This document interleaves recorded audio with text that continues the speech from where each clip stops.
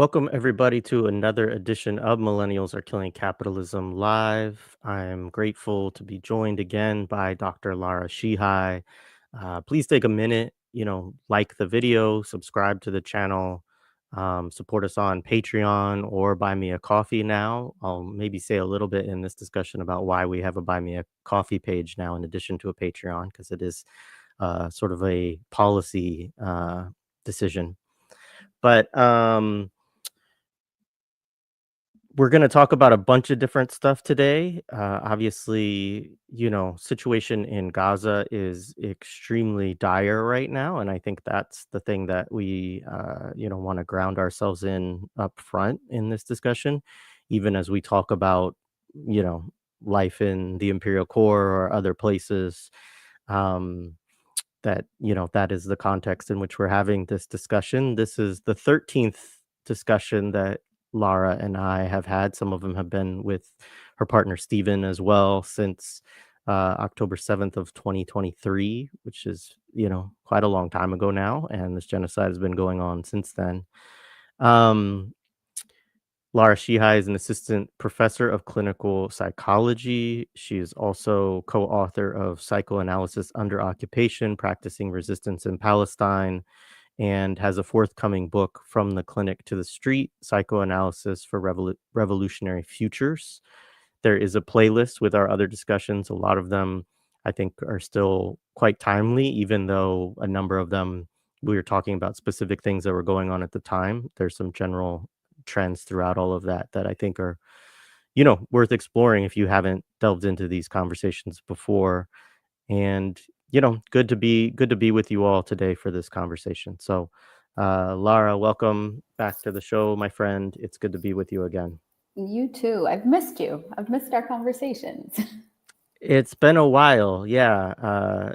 I had it written down how long it had been, but I now can't remember. But I think it was either maybe February or even late January. Abdul Jawad, the last time I had him on, it was like, you haven't spoken to me in like 6 weeks or something like that. And I was like, I'm sorry. Yeah, so it has been a while and a lot has happened since then. I think we've actually seen each other in person since the last time that we had an episode. Yeah. So there's been a lot going on.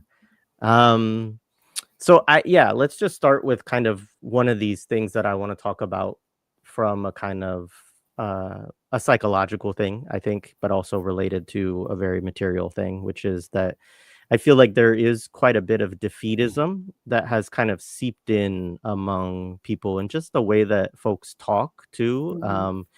And maybe resignation might be like another way that we could think about it. It's a trend of people kind of talking about Gaza in the past tense right now. I mean, there's books, The World After Gaza, this kind of stuff. But there's also just kind of a discourse of we weren't able to prevent a genocide and this kind of thing, which, like, to be clear, I think that it's important for us to have some humility and to be realistic Mm-hmm. about the inadequacy of the world's response, even as so many people have mobilized, so many people have protested, so many people have sacrificed, so many people have been repressed for what they've been trying to do in order to stop the genocide, that it is still going on, right? And so Mm-hmm. I think that there is that space for that humility, that self-reflection, that self-critique even. But I also think it's like it can feel also, I think, a little bit, it's a weird thing to talk about, but there is kind of a privilege to that discourse as well of, like, for people in Gaza, they are just literally trying to survive and they still very much need us to continue to do all of the things that we can. And clearly there's a reality in terms of the sheer number of people who have been killed, which we won't know that full number until years down the line, but it will be well in excess of any of the reporting that's out there. There's the reality of of famine and starvation, which is really setting in again with the, Zionist entity denying aid and all of Yeah.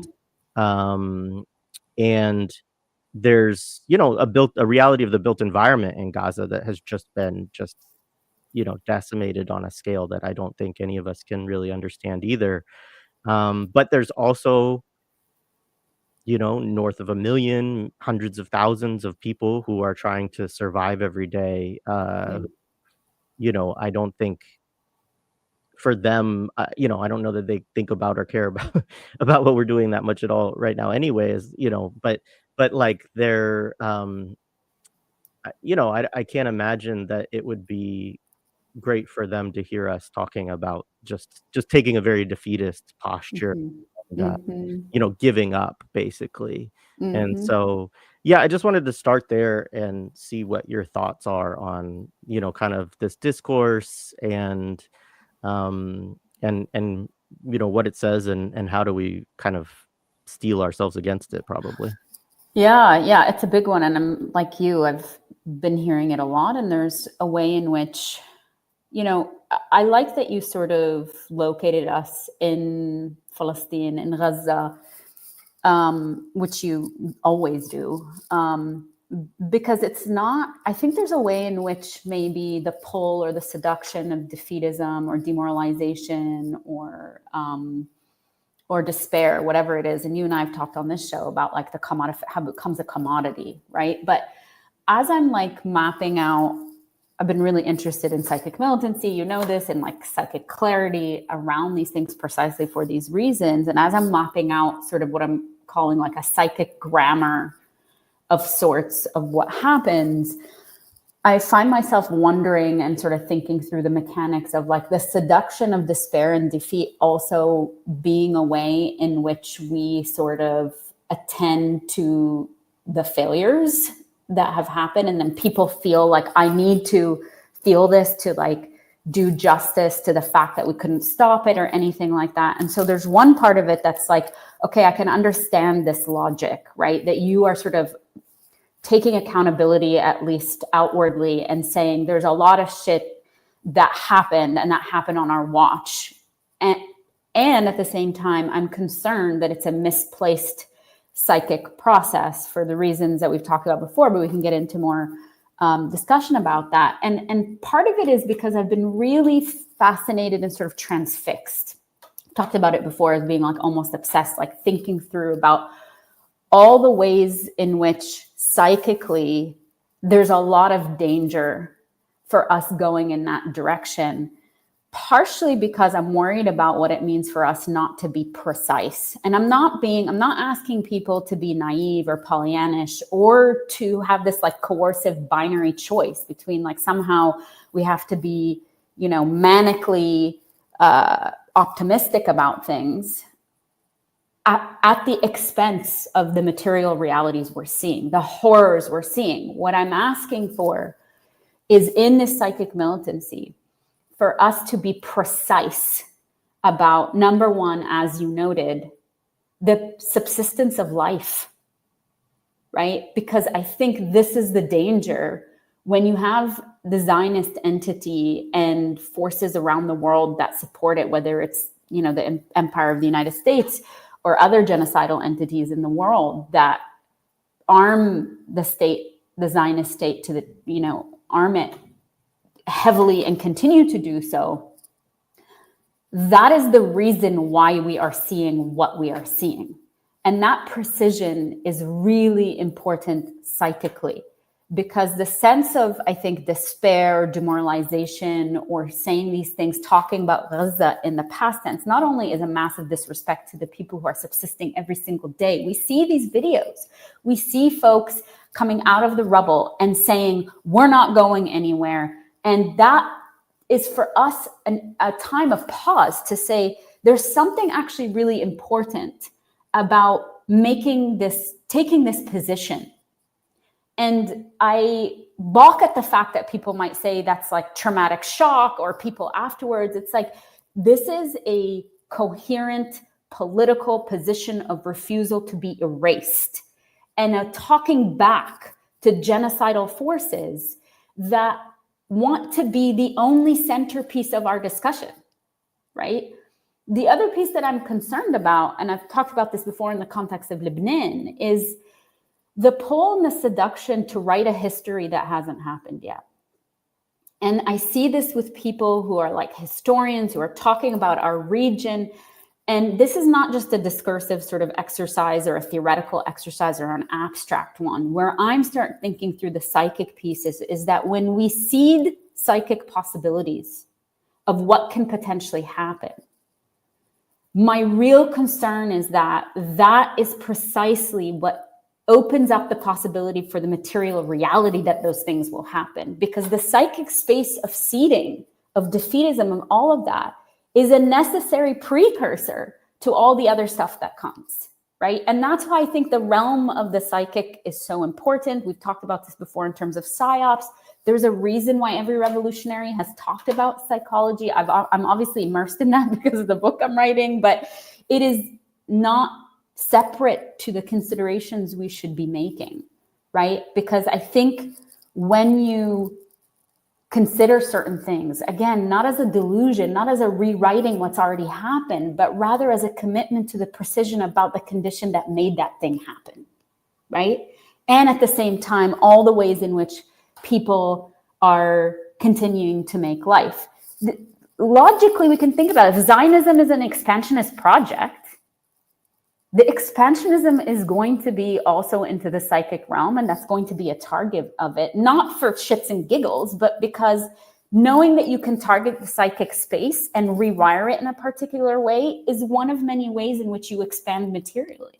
And we make it possible that this will happen outside. I really see those refusals from people in Gaza as one way to sort of claim this is not going to happen in the way that you all intend it to. And I think there's a way in which we can sort of take that cue. And we've talked about wajib before, also be like this, you know, people in Gaza refusing to let the oppressor and Zionist forces to have a victory, because those victories insist on settler futures. And so our wajib is to be like, even if we're thinking about those victories, to be precise about how those victories happen. They're stolen, they're coerced, they're exploited. It's not for failure of any of the things that we're doing or not doing, and that's not to say that we couldn't be doing more, right? I'm just saying that to be precise about what is actually stacked up against people in Gaza and us, and that helps us say any successes they have gotten is because, like you say, they're forcibly starving people, because they're acting with impunity, because they can bomb, you know, they can drop 1,000 bombs and kill everybody in its wake. We watch kids being hurled onto, you know, the tops of residential buildings. Like, that shit's not successes, that shit's criminal. And I think all of that is tied up in it for me when we're talking about defeatism. Yeah, thank you for that. I mean, as you were talking about that, there was something that you said, and I don't remember exactly what it is, but it sparked me to kind of start to think about another thing, which is like I always have this ambivalence when people, I know what it was. It was you were talking about the sort of the optimism point of view and stuff like that. And to me, that there's a real psychic importance in maintaining revolutionary optimism, that it's not. It's not about, like, as you said, it's not this, you know, I even hate using this term and saying this over and over again, but it's not the like rose-colored glasses thing, right? It's like, okay, this is the way that the world is, but I have to believe that we can enact another world. Otherwise, we can't, right? Like if there is no belief, if we don't maintain that psychic, you know, vision, energy, whatever, like, then we really can't do anything. Like, you can't do what you don't believe that you can do. And so that's really important. And it relates to, you know, a conversation I had with someone, you know, talking about the idea of revolution within our lifetime. And I thought about, obviously, the Palestinian Solidarity Org also within our lifetime. And, you know, they made the point of, if we don't build our vision or believe our vision that we can have a revolution within our lifetime, then we can't, first of all, like we're not going to organize ourselves in that way. We're not going to begin to think about, okay, what would we need to start to build to make that possible? So that's one element of it. But related to that too is this is the piece I'm a little bit always wary of, which is something that I fall into. I think many other people I respect say this as well, which is like the work that we're doing is setting the conditions for future resistance or future possibilities or future revolution. And it's like, I mean, I wouldn't do this if I didn't believe that on some level.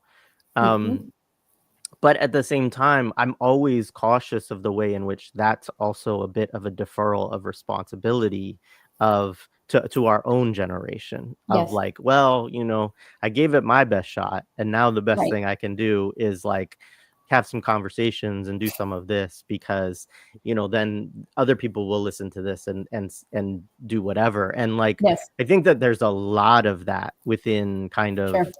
the Western left more broadly, of this sort of vision of, like, our generation, it didn't happen, but I'm going to keep talking about it so that and so it's like there's a I want to say there's something important there, because I do Yes. think if we don't talk about it at all, if we don't hold those conversations, if we don't have space for that, if we don't carry on sort of these intellectual traditions and all of that, then it will just be erased. Like, I do believe that. So you're battling against a kind of important erasure there. But at the same time, I also am conscious of the fact that there is a deferral there as well, of like, my kids are gonna have to do this when the world is like falling apart even more than it is right now, which it's really falling apart right now. So anyways, No, it's true. But I think part of what you're saying, I love that you're sort of drawing this out, because I think the presumption there is that revolution is always in the future. It's never something that we can attune to happening right now. And that temporal stamp is one that is used through settler colonial logics to always push off the thing. Psychically, what I'm interested in is that maneuver is also one that actually purposefully misattunes us to all the things that are happening right now that are revolutionary. Perhaps it's also our investment, like moving beyond the fixedness of what we imagine that revolution to look like those of us, and that's part of it. That's part of the constant emergence of possibilities. If we're thinking in an abolitionist term or a decolonial term, right? It's moving away from fixedness means also divesting from all the ideas that maybe 2 years ago we had specific ideas about what revolutionary fervor would look like. And that's, I think, our responsibility, is to meet the moment and say, are there things I'm misattuning to? Because even unconsciously, I'm still waiting for that thing that I was affectively and psychically invested in seeing in a particular way.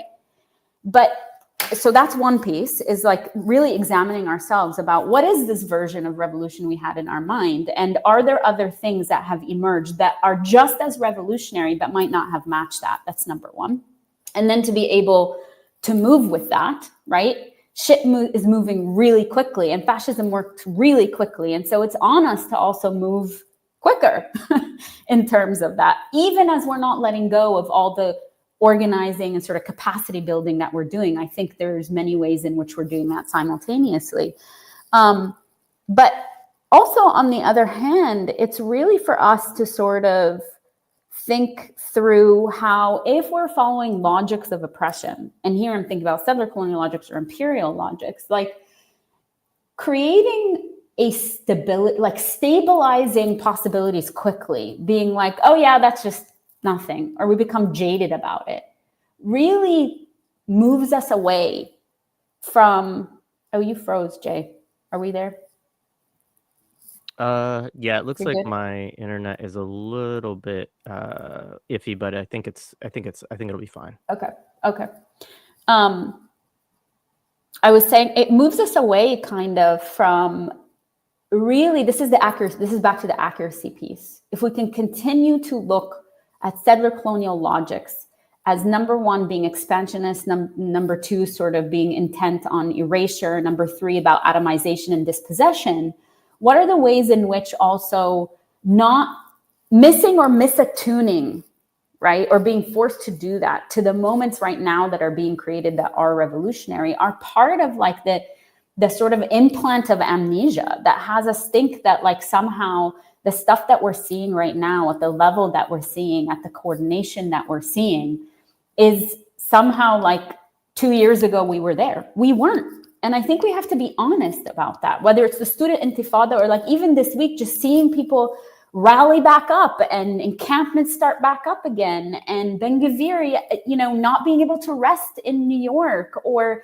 in McGill, them having, a win around ratifying the BDS proposal that they put through, or Kofi is everywhere selling out, or, I mean, they seem like small things, but I think we have to be able to track this movement. And that movement, by the way, didn't happen because we were all sitting on our asses for decades before. This movement happened precisely because people were envisioning the revolution, precisely because people and organizations like within our lifetime were organizing and doing protests and educating people and really intervening on certain levels. That is what, and I think there's something about missing that, just skipping and saying, no, the revolution is still to come. Yeah, there are other versions of the revolution that are still coming, because the empire is crumbling and fascism reworks itself. And that means we're going to have to also meet that moment. But there's something so important psychically about really attuning and taking the moment to actually externalize these things and be like, again, I've said this before, I could not have seen this moment, right? I'm not so fucking grandiose to be like, even though I've been part of the Palestinian liberation movement for so long, that somehow I could have seen this moment coming. We were organizing for this, but I still couldn't have cohered a vision that looked like this. And so in this moment, I want to also pay deference to that and stay us from, constantly thinking that somehow it's just always in the future, right? It's right now. Yeah. Yeah, I mean, I think that, just to name a couple other things, so there was a bunch of Palestinian protesters that had a bunch of cases in LA associated with like the LA UCLA protests and that really wild Zionist fascist counter protest or whatever. But it was not, it was the pro-Palestine protesters that had a lot of cases, and they were basically all dropped because it also got shown that the city was like openly colluding with a bunch of Zionists and stuff like this to produce these charges, and all the emails got leaked, and they were like, we just want this story to go away. The Duke 7, which was a set of students and faculty that had administrative hearings and so on, they were all exonerated. And MIT was recently forced to cancel its contract with Elbit, which, on one level, like Elbit, MIT is basically just the research and development arm for the Pentagon, essentially. but on the other end, like, that's not, it still doesn't make, it's not an insignificant thing. Like, it is significant to have the organizing to be able to cancel a contract with an Israeli weapons manufacturer that is very responsible. Obviously, there's the Shutdown Elbit campaign that Palestine Action in the UK has been heading up, and they're still doing tons of stuff. And so all I'm saying is that it's interesting to me that within the last, probably if you looked at the last month, that there have been a number of wins. And yeah, we can say, okay, this is happening in the context of people literally being starved to death. And so how much do we really, like, cyclically, we may not want to celebrate it that much, because we also, don't want to be seen as like, okay, we got this thing done, yay, yay. Well, this is going on still. But I think it signals a couple of things. It should remind folks that the organizing and the resistance that they're doing on wherever they are in the ways that they can is not futile. It is not in a sense where, because Trump is president now, and because there's all this fascism coming on from the federal government, that I can't do anything, I can't win anything. It actually might be, and I don't want to put too many cards in this pile or whatever, too many eggs in this basket, but you may be seeing a little bit of some administration saying, like, you know what, there's nothing that we're able to do that pleases these people. You know, these other universities that are completely bending over backwards, Columbia, you know, to do everything that the Trump, you know, regime asks them to do, Mhm. are still being, you know, losing money and getting all kinds of sanctions. And, you know, so there's no appeasing this administration. Their Mhm. agenda is really to destroy higher education, Mhm. period. And so they'll Mhm. use whatever they can towards that Mhm. end. And I Mhm. don't, you know, I'm not relying on among anything, you know, university administrators to, Right. like, make good choices or anything Right. like that. But what I am saying is that there's a context in which you've had, you know, ongoing organizing for decades. You've had, Mhm. you know, really, you know, a lot of great campaigns for the last 18 months, and there's some shifts in things going on in the world, and there's still possibility there, is what I'm trying to say. Mhm. And we Mhm. see this playing Mhm. out with people, you know, achieving different levels of, you know, victory in the struggles that they're having in Yes. the local level. And I think that's important. And I think it also, um yeah, it's just something that should actually encourage people to Yeah. keep moving forward, to like, as opposed to being, you know, in getting into a sense that we have to retreat because we've lost, we're defeated, fascists are in Yeah. charge now, and nothing is possible, basically. Yes, exactly. And also to start where we started, where you started us off today, is that if we ground ourselves in Gaza and the people who are being murdered every single day, that is our guiding force, is to say anything we do to disrupt. Like, disruption is the point, because when things settle, power coheres, right? To make them even have to scramble so that the condition that a genocide could even happen can no longer just go on being without any sort of challenge to it, right? I think I shared this with you. I was having this conversation with a trusted comrade who shared, and I really appreciated that they shared this, was like the concern being that somehow we're saying that sacrificing people in Gaza is necessary for all these revolutionary ends. And it stopped me in my tracks and made me need to say this as clearly as possible. It's the other way around. We sacrifice everything so that can never fucking happen. Because all the ways that we tried all these different channels, or, you know, perhaps got seduced into whatever, or took away this focal point being Gaza for a multitude of reasons. I'm not here blaming folks, right? Except Zionists. That's the only people, Zionists and imperialists, who deserve the blame.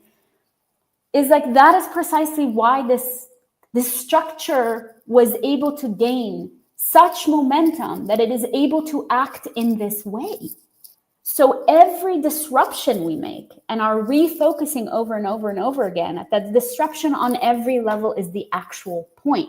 Not only is that a different way of saying solidarity through struggle, and that struggle is a process and a practice and a commitment, and you build stamina for that struggle, right? So even when you're sort of like, what's the point? Again, to go back to psyche, this is not a platitude when we say we practice these things, because in the moment that you are considering an impossibility, you're also foreclosing a possibility, and that's the point, right? You're reconfiguring this, not only the psychic space, but the material unfolding of things that can continue to happen and emerging. You're saying there's actually nothing more that can emerge from here. Like you're saying, that's the sort of going back to the starting point where we started. So again, to really go back and say, none of these things we're talking about are actually just empty gestures. There's something about the topography of our interior, because it is being intruded upon with such force, right? and with such sort of acuity. Is like, this is constant. What we are feeling constantly, the intrusions, the feeling that there's no way it could be different, is precisely what's intended. And that's why I say it's not a platitude, and it's not us sort of being delusional, and it's not us just doing empty gestures. It's us building the psychic armor in our interior just as much as exterior. And if nothing else, don't let the motherfuckers rest. Right? If there's nothing that's happening externally at the rate that we want it to, what logic does it have for us to just say, well, that's done, let the administrators rest? I mean, our students teach us this better than anybody else. It's not about, of course, we all want the wins. And the real win is to not only stop the genocide in Gaza and the ongoing genocide in the so-called occupied territories, but to liberate Palestine from the river to the sea. That we're not losing sight of that. But in the in-between, and this is part of the connection of all these things, we need to stop up the imperial machine. We need to stop up the capitalist machine. We need to stop up all these things that actually give the fuel and the sort of lubrication for that machine to keep going. So it almost seems like when we unpack it in that way and follow that logic, it feels absurdist for us to be just like, well, what's the point? Or to sort of be like, what are these demonstrations doing? Or whatever people are engaged in, number one, everybody's fucking talking about it. Number two, you wouldn't be disappearing people off the street if this shit wasn't actually, an actual challenge to the social order. That's the thing. And I'm not saying, I hope everybody at this point knows I'm not saying that disappearing somebody off the street is the sacrifice that, that person needs to be sacrificed. But the potential of doing that already existed in an empire. So I think this is the thing where we're more clear on what the potentials are because of the current moment in front of us, right? My dear friend, Avdi Sakatopoulou has said, this is like, high contrast dye. And high contrast dye means you fucking see everything more clearly. And then you act more clearly. Yeah, thank you. Yeah, I mean, along these lines, there's a couple other threads I want to go into. One is, and this is just like, I mean, it comes out of conversations I've had with Orasami Burton. It comes out of reading the counterinsurgency, like literature, like what these people actually say, people like Frank Kitson and so on. But also reading Sharice Burton-Stelly's book, again, Black Scare, Red Scare. And, in it, like, there's always these admissions from these folks, meaning politicians, military people, police, so on, that they want to control what people think, or they want to contain what people think. Like there's a very strong emphasis on, what we would call, and it always, sounds like I'm turning my house into a Faraday box and, putting my tinfoil hat on and all of that. But they want to control what we think, right? They want to control our minds. And, when I asserted this with CBS, she pushed back, and I appreciate her pushback. She's coming from a very materialist, trajectory and all of that, and orientation, and saying, it's really based on action, that really what they are concerned with is people who act and stopping people from acting. And I think she's right on for sure. Like they worry about but what I would say is that they worry about the thought, and they worry about the spread of the thought, because they believe that the thinking also leads to action. And I think that is also an important element of it. Like, I know that it's, there's also this saying I hear sometimes of, it's easier to act your way into new forms of thinking than it is to think your way into new forms of action. I don't know where you sit on that. That's fair. I mean, I think that these things work dialectically with one another. I think that the reality is that, I don't know. That's kind of a chicken versus egg question to me to some degree. But I think that there's a reason that they are concerned with thinking, and there's a reason that they construe things like speech as action in these timeframes, where something like writing an op-ed, like, yeah, that's an action. But also, like, historically, we would just say, well, that's speech. That you're literally just putting your ideas out in the world, you know? And so, yeah, I mean, I just think that there's a lot, part of it, the other reason I'm thinking about this a lot right now is that there's an increase, and I've talked about this with Sina Rahmani a little bit on one of our conversations recently, but there's a lot of new policies that are rolling out into the podcasting realm as well, which say there's community guidelines and these agreements, and sometimes it's terms of service, and they say things like, you cannot express support for armed groups that are not a part of the state. You cannot express support for a state that has been designated as a sponsor of terror, etc. Right? And they'll say, like, very clearly, you have to talk about them in neutral terms, or you have to denigrate them. Those are the two things that you are able to do. And this is, I mean, first of all, like, it's infuriating to me. It's also a little bit of a push, I believe, to get people to self-censor, because the reality of it is that it's not really clear to me that there's any, that they could actually take your show off of something for this. Or, I mean, YouTube probably has great discretion in terms of what they could do, but a lot of this stuff is actually not coming from YouTube. It's coming from, you know, the streaming service to YouTube, or it's coming from now Patreon, things like this, which is, again, to folks, that's why I now have Josh and I have a Buy Me a Coffee page as well, is because, you know, we may have to have folks migrate over there.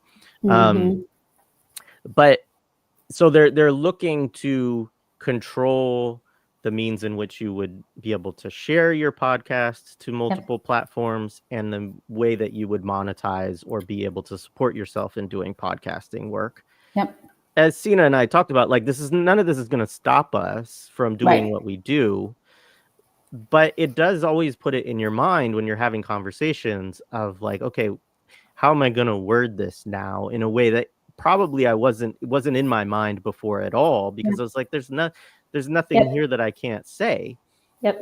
And so, yeah, I don't know. That's kind of the thing I wanted to talk about with you, is just this, you know, obviously with your emphasis on decolonial psych and your history with, you know, people trying to regulate your thinking and your presence, like, in the academy. This is something that I know you've dealt with a lot.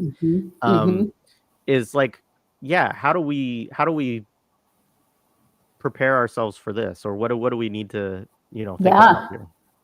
Well, number one, I think, is exactly what you're saying, is like, lay it out that, again, the territory of the interiority of our mind is prime real estate, to use a capitalist term, right? And part of that is not just because, and I get the materialist framing of this. Of course, it's the action.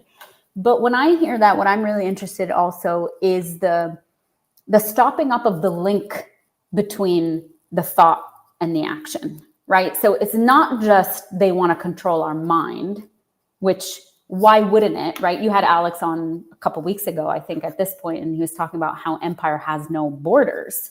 And that's the point. The point of empire is, like, it doesn't stop at the borders. Like, there might be so-called borders, but if you have bases everywhere, you're fucking everywhere. So again, it goes back to this idea of the expansionist logics of Zionism and imperialism, that why wouldn't it also seek to be expansive in our interiority and in our psychic space? And for that, the controlling our mind, controlling our thinking, rather than it just being a sort of, like you're saying, like a paranoid statement, it's one that understands it with accuracy and precision, that stopping up our ability to think is also stopping up that conduit of action. It's not just actions here, thinking here. It's that associative process that, number one, allows us to act anyway. Like, this fear that comes in and asks to think through shit and maybe self-censor, that's just sound process, because we're just like, you have the, you know, the empire sort of breathing down your neck and the police state breathing down your neck, there's a reason why we're just like, all right, wait a second, let me think through this. But I think what you and Sina were saying is like, you act anyway, because the acting anyway is because the cause is bigger than us. And I think that's the thing that I think definitely with me in the, that's the part that people kept missing. That like, I said this before, that somehow this is a fucking side gig and just like stopping me from thinking is going to stop me from being committed to a larger cause. So that's number one. But the other thing I'm also interested in, this is the stamina piece, is that when you intrude in that way and sort of attack the link between thinking and action, you're also sort of priming people to cave. At any moment there's any tension in that thinking process, right? So at any sort of adversity that happens when we think and then we feel those things, about how that in and of itself becomes enough. That's the carceral psychic process, which matches carceral discipline, right? But really, again, being able to think through that on a psychic level has been really important, because there's a way in which people are expected, seduced into thinking about it. Maybe it happens through the mechanics, like we've talked about before, of like social order and control, whether it's politeness. I mean, you can think about this in gendered ways, or not wanting to be the disruptive one constantly, or literally being punished for being outspoken, or dialogue, you know, like we talk about in our book, Stephen and myself, right? That becomes like the stand-in for any action, because dialogue is also a sort of commitment to a higher order civilizational process. These are the sort of mechanics of it on a social, relational way. But all of that relies on us, our identifications with those things, our psychic identifications with those things. And so, of course, these processes are constantly going to be working on that. And it's such a great way to identify, to have people disidentify from action and from all the people that might do action anyway, by criminalizing these sorts of things and being able to say, even an associative relationship with these things in the most amorphous way, by the way. And this was part of like when the smear campaign sort of started happening with me, the thing that I immediately recognized and was talking about was like, that shit moved fast, because the wheels were already greased. Like racism and xenophobia and, you know, Islamophobia, that's already greased. You don't have to do very much. You just say, like you're saying in these like very vague terms, that you can't support a country that they, or even say this, but here are the things that you can do. And all that shit falls into place, because the process of coercing people into disidentification from any of those entities has already been happening for a very long time, right?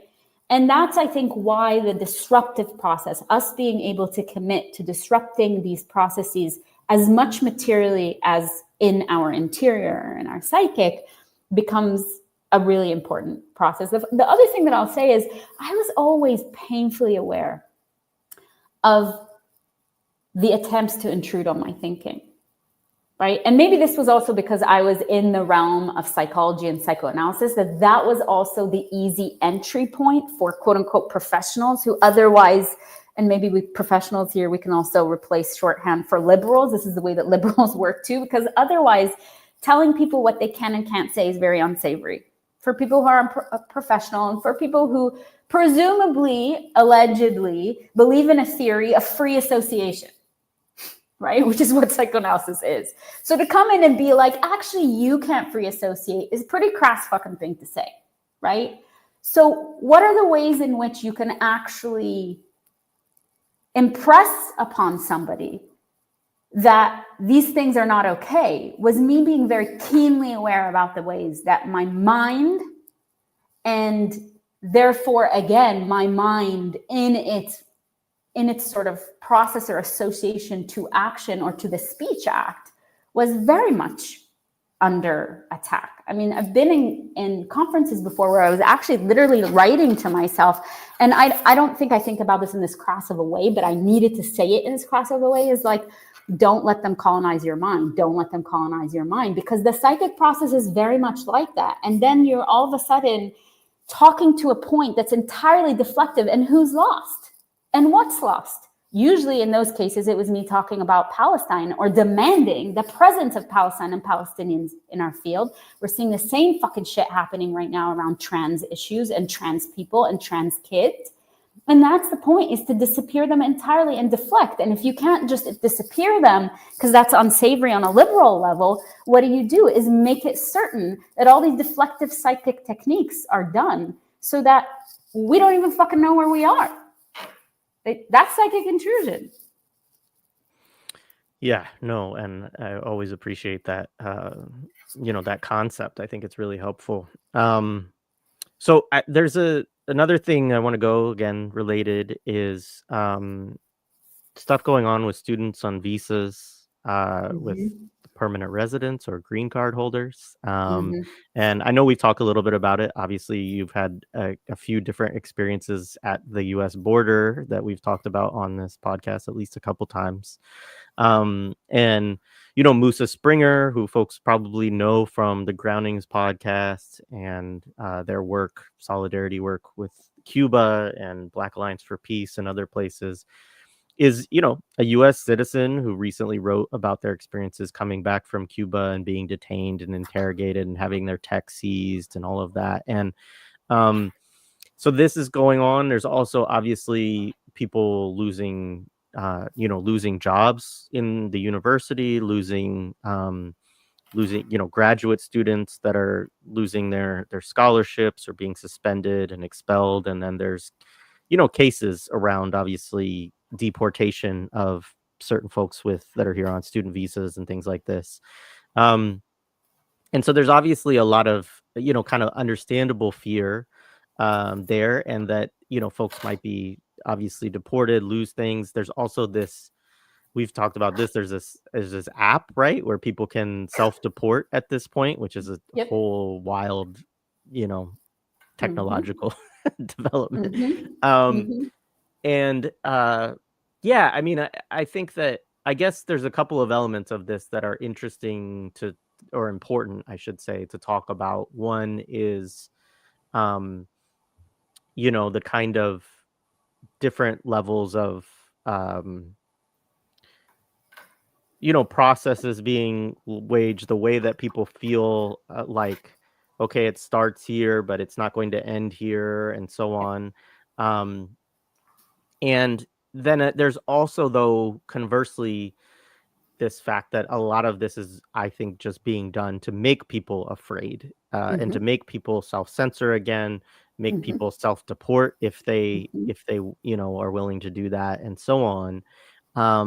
And so, yeah, I don't, and then I guess the other piece of it that I think is important is I do think that it should be something for folks who do have US citizenship to also take seriously about the fact that others are being targeted around this, people who don't have it, and that we need to step our own game up in our own, not thinking that, again, we won't be targeted in certain ways, or we won't face certain consequences.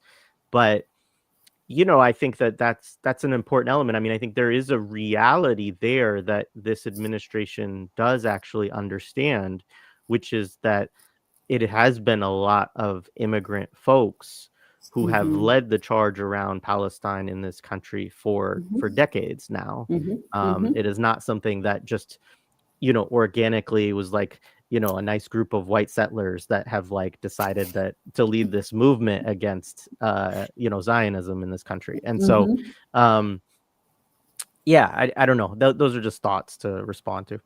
Yeah. And I mean, let's sort of, I'll work my way backwards because my mind's firing at like so many cylinders, which happens all the time when I'm in conversation with you. But it's also a way in which like it structures the parameters of our conversation, where now we are also evoking issues of legality and citizenship, and that becomes the focus of our work. And forget, again, this is the amnesia part, forget that this has always been a potential target. And this is such an easy channel for this. Like you don't have to look very far to be like, people are being stripped of their status or deported or any one of these things, right? So again, the sort of new, it comes to sort of stamp it as in newness, in novelty, which then has the pressure point on us to like scramble to have to figure out what to do, rather than ground ourselves in the structural analysis that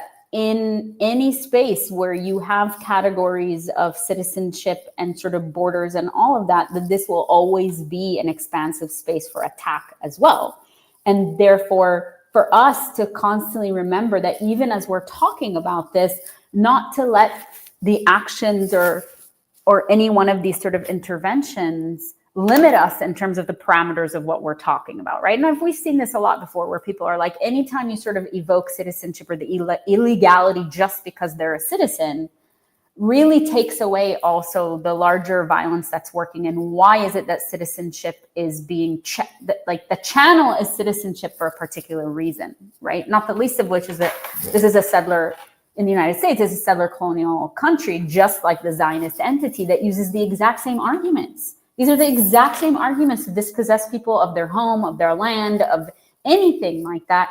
And I just want us, this is part of the precision I'm talking about. I'm not the person who's made that up, but I'm using as an example for like why precision and accuracy is important. It's not just a pedantic point, because I think sometimes people are like, oh, I just can't say anything without, somebody coming down. And it's like, no, it's a practice. It's a discipline for us to be accurate, because these are the ways these things take hold inside of us. And then we're in the process of having to unlearn all these things, like the myth of being protected or all of that comes precisely because the idea of somehow citizenry, right, being the way that you get protections. And there have been people in the context of the settler colony of the United States who have been born here for many generations that don't have that same fucking protection. And that's the point of the precision and the accuracy. Nothing can spring into being without the infrastructure not being there to begin with. And that's on us to constantly name that. And then to be accurate about, okay, well, who's it being mobilized against right now, and for what ends? And I think that then becomes the question for us, and what you're saying about like, okay, those of us with perhaps more barriers to the end point of being deported or detained, which right now happens to be that you are, by the way, not even a naturalized citizen, somebody who was born on the stolen land of the United States, is in maybe have further barriers to being in danger of that happening. So again, back to the sort of accuracy for that. And that's us keeping the structural pieces present and always animated, because that's the first thing that goes when people are afraid, right? Is that it becomes an individualized process. It's much more scary when you think it's arbitrary, when it can just come out of anywhere. And on some level, it is. I think like the Zionist state, when you have an arbitrary function of power, it also makes everybody self-police. And then you don't need actually the state to come down really hard. Everybody's self-policing anyway. And then you engage in these sort of mental gymnastics of like, if I just do this, I'm going to be safe, or I just do this. And by the time you catch yourself, you've already sort of abrogated so many of your rights by doing that. Of course, we saw that with the Patriot Act. I mean, all the shit that we already know, but naming those things is like, that's the infrastructure that was built for us to be here, right? But yeah, I think, my own experience on the border is a part of this. There's a reason why they were asking about podcasts that I was on, my dear friend, right? Is like, getting into the psychic state of preparing yourself for that level of intrusion, whatever will come. And one of the things that I walked away with from that line of questioning, despite the fact that I knew my rights, we've talked about this before, is just how powerful that affective moment is, and how the point is to intimidate people out of certain circumscribed rights that we think we have. I'm not under any pretense, by the way, that at any moment those rights can be taken. I mean, they already were, by the fact that I was stopped for no reason and detained, rather than, any one of those things. You're already in the realm of violating rights, right? So again, the precision of that, but also to say that in those moments, the hope and the target is also that all the ways we have been socialized or seduced into thinking that acting in particular ways are the ways that we immune ourselves or inoculate ourselves against any further intrusion is precisely the point, right?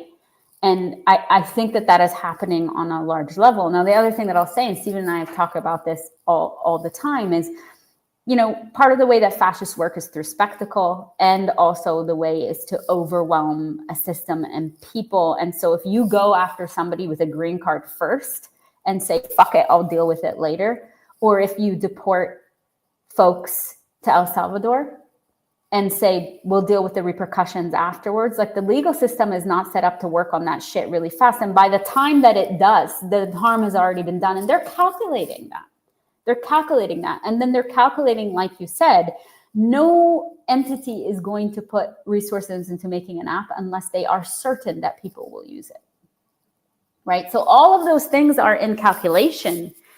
And that then positions us to be like, what are our counter calculations to that? And yes, part of it is counter calculations, but also if we understand the logics of settler colonialism and fascism, are there ways that we can anticipate some of these things rather than also flail and sort of be surprised or shocked when they happen? Not that I'm trying to tell people don't feel that. We've said this before, like, feeling it means like you're fucking clued in about how fucked this is. But also to remember that, again, the infrastructure is well worn, particularly in the context of the United States.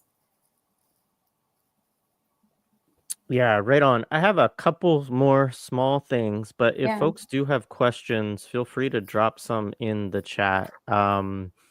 One, I mean, this is again a kind of related point to some of the ground that we've already covered, but obviously, you know, material support for terrorism laws have been a really important architecture of, you know, I guess what I would say is pro-colonization politics or pro-imperial politics of the United States, and other places, you know, where, and what I mean by that, right, is that they are designed to prevent people from providing monetary resources or material resources of any kind to anti-colonial struggles. Now, obviously, they prevent people also, and this is the pretext that they use, of, you know, people providing material support to something like ISIS, right? Which we wouldn't, you know, none of us would say it's great for people to provide material support to that,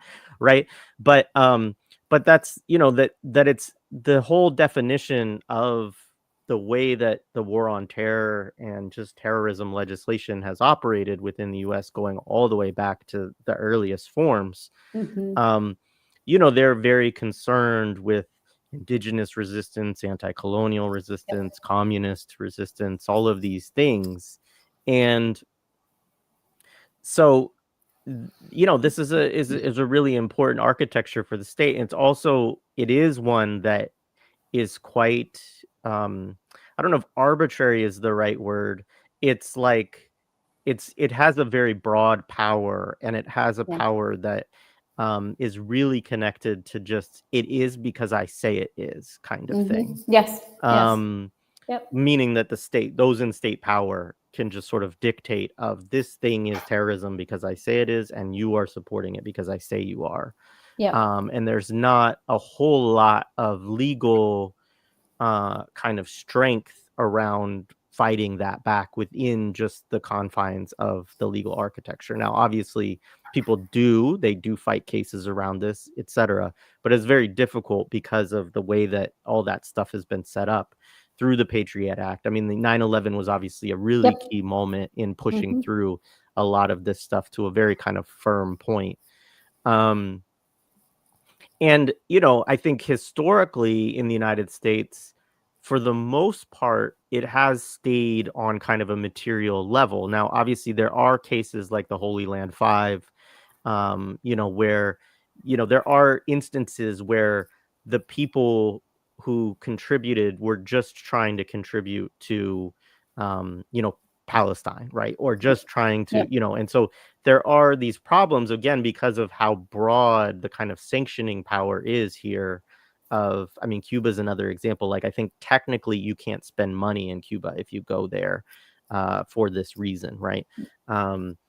So anyway, that's there. But I think the part now is what we're seeing, and this is some like the UK kind of already has a version of this. I feel like where it moves from just material support to you can't ideologically, you can't uh there's another term that I want to use that I can't think of right now, but like you can't linguistically support, right? Like where they're really now trying to say you can't speak in certain ways or Mm-hmm. you can't act in certain ways that also support this thing, even if that's not what you're trying to do, like even if that's not what you say you're trying to do, right? Yep. So Yep.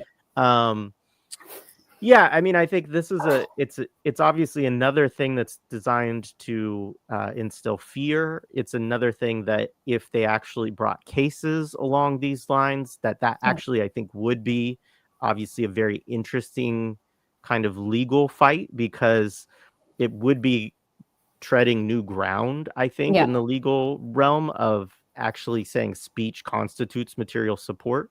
Yeah. But I think I feel like that's coming, and they're already seeing like, you know, I think some of the stuff that's around podcast and the way they're putting in these terms, Mm-hmm. they're being pressured to do that at some Yep. level. I don't know whether I think it's probably Zionists that are pressuring them to do it. Mm-hmm. Mm-hmm. It may be state forces, it may be policies that the state's rolling out that I haven't actually, Right. seen yet. Yep. But anyway, yeah, Yeah. I don't know if you It's have the your thoughts on preemptive that. wide net, right? That like you see it being laid out. Yeah, I do. It goes back to our conversation about the state's successes that are stolen and batter rammed and fucking, strong armed versus our failures. Because as you're describing, I thought to myself, what we are seeing right now happening in real time is what in 10 years or 20 years or whatever is going to be construed as the failure of the left to organize. And we have seen this over and over again. And what I mean is the reason why these MSC charges are sort of being brought up and targeted also towards like organizations, like there was that leaked memo that was done on purpose to sort of be like, we're coming after these organizations who have done this, is to atomize people, but also organizations, and have them themselves disband and disaggregate and disidentify from each other. So all the fucking dirty work is done for them. And they really are left with not having to do very much, kind of like the Self-Deport Act. But the really important thing here is these are precisely the same moments in history that we look back that people throw in our face and say, whether it's communism or any sort of leftist organization or movement or anything, has never succeeded. Well, it hasn't fucking succeeded because the state has shit like this. And that is what's, I think is really important for us to be like, that's precisely what is happening right now. And that's why I'm really adamant about us psychically sort of reorganizing these things that like our organizing and our interventions need to be predicated on our own wins, not the wins of the state. Because if you have everything available to use, how is that us reconfiguring, even historically, to look back and be like, oh, that was a failure, or that was a failure? That's not to say that we don't have to reorganize ourselves or think about the ways to really check in and think about the ways that we did fail. What I'm saying is that these cannot be construed as failures when they're strong-armed through shit like MST, And this was kind of like a shout out here to the ADC and Abed Ayoub, because I didn't know about Project Boulder, and that's shame on me for not knowing about Project Boulder, but I can sit here and be like fucking angry with the Arab community and say, where the fuck are you on Palestine by and large? And then be happy that over the course of the last decades, Arabs have been actively disidentifying from whiteness and white supremacy, and realizing that like any way of trying to adapt or sort of assimilate into quote unquote American culture is a loyalty oath to white supremacy and settler colonialism. And I think that our community has done a lot of work around this, and shout out to everybody who's been organizing for so many years for that. But one of the things that struck me when I was reading about Project Boulder was just like, not only did they strip people of their green cards and their citizenships, this was as a response to Munich, right? It was Palestine that had them do that, right? This was in the 1970s. It was Palestine that had them do that. And they had this whole fucking unit that was doing this. So they're stripping people. That was the first instance of that happening for Arabs in response to Palestine. And not only that, but they were having agents go around and knock on people's doors to get them for being associated with these people. And so I found myself being like, holy shit, what we reconfigured as just apathy or people not being engaged was precisely because they were being engaged and then terrorizing communities like we see, and doing it so much so that you're going and knocking on people's doors and asking them if they know them. That was the precursor to 9/11. We all go to 9/11. I did too, right? But like, this shit was already at play. And for us then to be accurate and say the reason why people were demobilized is because demobilization was the point. So can we also think about that? And that doesn't mean we don't plan and we don't sort of support ourselves and we're not in solidarity with people who are designated with MST, right? And to sort of recognize that this is a ideological campaign and targeting, right? To disappear people. My comrade Heike Schotten would say to disappear people from social life, right? That's the fucking point. But also for us to, again, go back and be like, oh, okay, every time we say we have failed, can we look at the sort of engineering of that failure? Because that failure is not just in that moment, but that failure is precisely what we use to self-flagellate and say, we haven't gotten to this revolution that we've been building on. Right? The shit's not fair. They're not, and for us to be like, tactically, it has to be a guerrilla asymmetric warfare in terms of what we're doing. Yeah, absolutely. And you know, I think I remember this, it was in one of our study groups a while back, and it was actually we were reading Cedric Robinson's Black Marxism, and you know, a person who was in the Canadian Communist Party, who also from Yugoslavia initially, he had this comment, and he was like, I mean, he didn't like the book. I should say this just to situate him, you know, which is fine. Like, and that was a great reading group because there was all these debates, and it was really good in terms of, you know, people disagreeing with Robinson on some level for some folks, and other folks like very much on the same page as Robinson, and a lot of, you know, dialogue and debate between a whole bunch of different viewpoints on this. But his thing was like, yeah, it's really freaking hard to organize a communist movement in the belly of the beast. Like, Yep. we shouldn't actually be too hard on ourselves sometimes when we're kind of doing the postmortem of these things, because you know, like, yes, did we get certain things wrong, or did we make a wrong, Yes. you know, like, but it's very hard. It's easier to look back in hindsight and to take a position on whether something was or was not the correct line or the correct position to take at that time. But also that, you know, you're just in a situation where there's so much anti-communism, there's so much, you know, it is an empire, and the whole political economy of the country is based around imperialism. I mean, people were joking the other day about the UAW tweet. I don't know if you saw this about Lockheed Martin.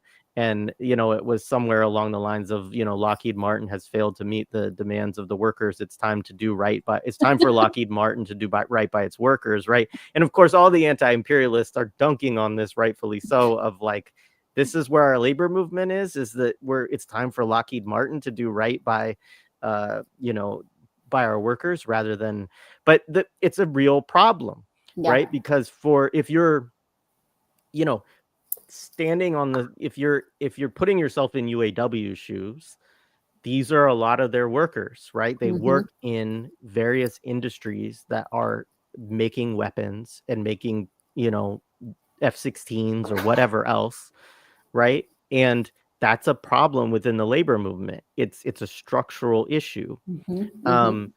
And so anyway, just to back to your point though, of just saying like it is very hard, right? Yep. And so it isn't, measuring success or failure within that lens. Like there always does have to be grace, and I think that's also why it's important to shout out these wins that people have, Yes. even as it's clearly not enough. Like, I don't think we need to be too self-congratulatory and celebratory about Yes. that kind of stuff of like, hey, look at us, we're great, Yeah. but like it is a win, Yeah. and it is very hard to get those things. They are hard fought, and we shouldn't diminish that people are engaging in those fights and that they're being successful. And I think again, like, that should be something for all of us to look at and say, you know what, like, what am I doing? How can I, be a part of this on whatever Yeah. local level, in some level, to push these things forward, Yes. Yeah, exactly. And I think what you're drawing out here is like, it's a big jump. And I'm going to go back to the psychic because that's my lane, is to be like, it's a big jump for us to say that in recognizing these wins and in recognizing how hard it is, to use your words, to build a communist party in the heart of empire, it's a big jump from there to us like saying that's our endpoint. And I think that's what people are worried about. They're worried like, if we do this, then this is just going to take us off our momentum, or we're going to just stop there. And I'm like, that might happen if we are not committed to a cause and that we don't understand struggle as continuous. Al-muqawama mustamirra. The struggle continues. That is the point. And so if that is your center, taking a moment to be like, these are the real material realities of this condition that we're under. And every failure that is usually, by the way, circumscribed as a failure and labeled as that by the state, that's like a fucking propaganda that we end up internalizing, doesn't mean we're not taking account of all the steps, missteps, and potential things that are happening, by the way, in every circle. I think something that I see a lot, and I've met with a lot of students who've asked me to come in, talk with them about things, is that a lot of people are surprised or want to believe that just because we are united against an oppressive entity, that somehow shit's not going to come up relationally.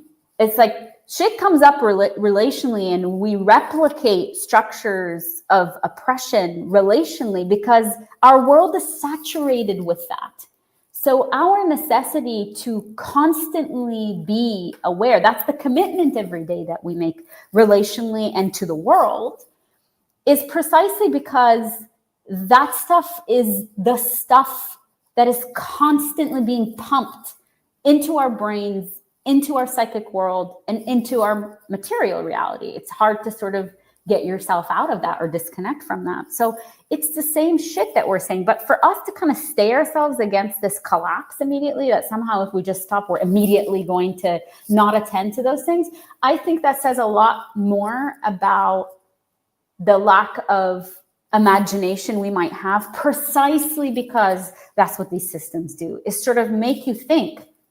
And there is a sort of inbuilt or internalization of like an anti-leftist, anti-communist, anti-anarchist, whatever you want to say, mentality that somehow all it is about gaining power. And then after that, you become just as corrupt as all these. And I'm just like, who the fuck are you talking about? Like, that's not the shit that I'm about. And that's why we go at it as comrades, like you said, as debates, because this shit needs working out and we need to be able to do that. But to task us with, number one, knowing all the things up front is precisely counter to the emergent possibilities that I'm talking about. It's the same thing as impossibilities. If we're saying up front, I'm telling you exactly what a liberated Palestine is going to look like. Up front, I'm telling you exactly what our revolution is going to look like.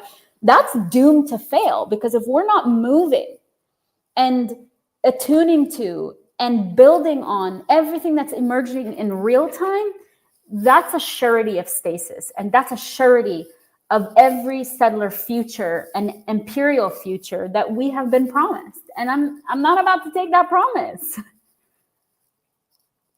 Yeah, right on.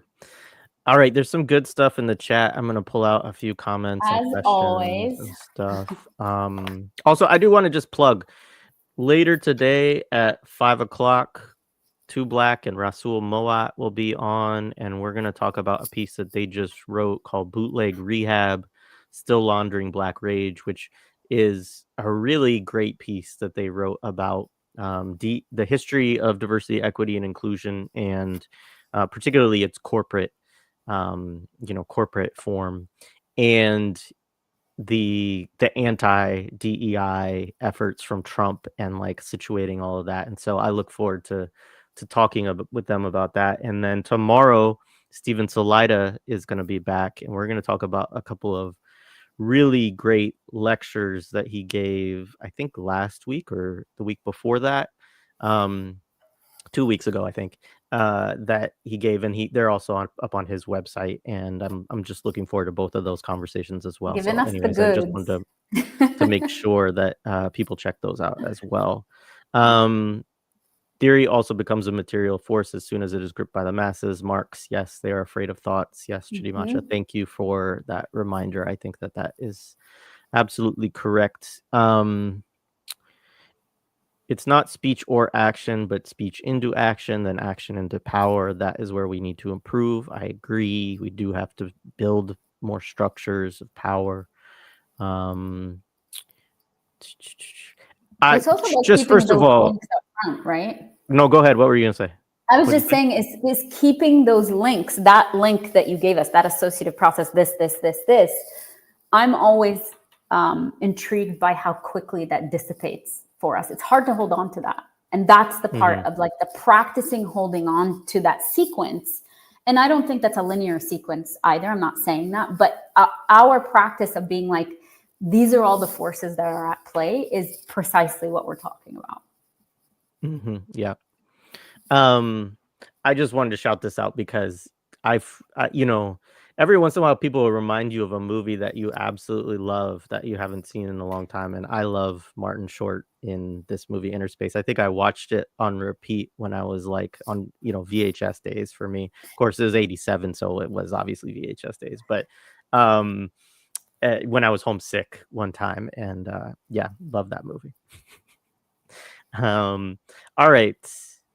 I haven't seen it, so now I will. Well, I don't know if it would. I don't know that it's a good movie. I should say that. It's like, so this is like nostalgia. Very few like movies are. I saw it when I was 5, right? So it could be horrible in all kinds of ways. But yeah, it's the premise, I think, is that a guy gets shrunk down into a syringe and like injected into somebody basically, and then he's going around inside their body the whole time. So but it is funny. All right. In 10 years, will capitalists still control the narrative? I mean, I think what I would say, I'll let you respond to this as well. Yeah.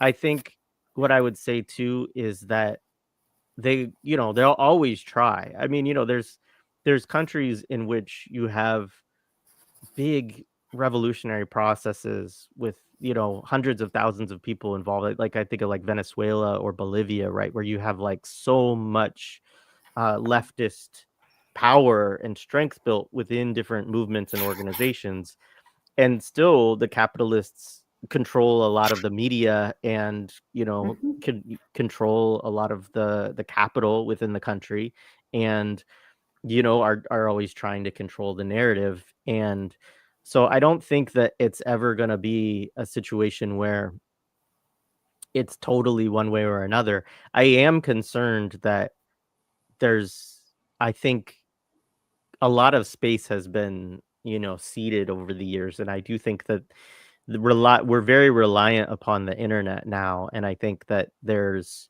definitely a reality that a lot of this internet stuff can just be taken away pretty quickly if they want to, because it's controlled by corporations and they can ultimately kind of do what they want.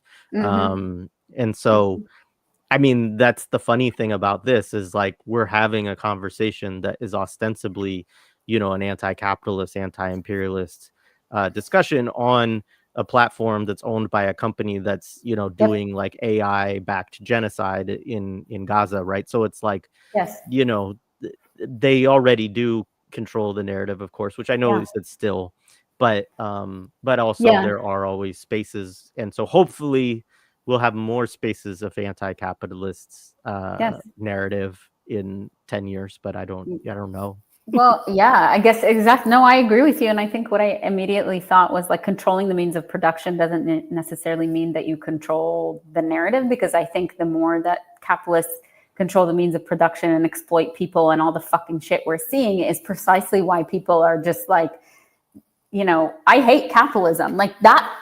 And not maybe not even working out what that means or understanding how intrusive capitalism is, or how, you know, capital sort of mediates all social relations. Like, you might not know those exact words, but you understand it viscerally because you're being bombarded by the wrecking effects of capitalism, and, you know, by the fact that our world is burning. And I think that in and of itself, for me, the narrative is no longer owned. And what I mean by that is, yeah, they will disseminate their propaganda any fucking way they can. But everywhere I turn, when my mom's talking about so it's just like, it's the same thing as Zionism. It's like, Zionism might have access to empires that will fund its genocidal ideological premise. And yet owning the narrative is not a fucking thing, right? It's just entirely failed. And I think there's something to be said about that. And to shout out that even as capitalists bring down the violence that capitalism is built on onto people, we also see such important uprisings, whether it's in Bangladesh or Kashmir or South Africa or anywhere around the world, is to say, like, people are rising up, or to people across. I mean, I was just reading today that in France and the Banlieues and all this sort of stuff, are people like rising up to defend Burkina Faso because they're just like, fuck off with all your bullshit about interfering with African sort of sovereignty. And we can problematize all those things as much as we want, but in the end, or Kenya, you've had people on from Kenya about like taxes and all this sort of shit. Like, people are in the streets and wrenching away the narrative from only capitalists owning that. And I think also back to like, any of this can be taken away, the internet or all of that, is to remember that like the resistance fighters and the liberation fighters across history, and even in this current moment, are not relying on these things to be in communication and to plan and organize against the most oppressive forces that presumably and allegedly have access to every space. They don't. They've showed us. And so it's also an invitation to us to be like, this is what I mean about asymmetry of our interventions. It's like, we're never going to have that, the weaponry that they have, precisely for how capitalism was built and sort of set up. But that doesn't mean that we don't excavate life within that. And that's been done all along. Yeah, no, I appreciate that a lot. Yeah, I mean, I think it is. It's an asymmetrical struggle, right? And so yeah, and we need a diverse set of, you know, tactics and approaches to in response. So our biggest threats: AI, military, and manipulation of internet algorithms. One thing I'll say, folks miss this. Check out that conversation I had on Friday with Dwayne Monroe.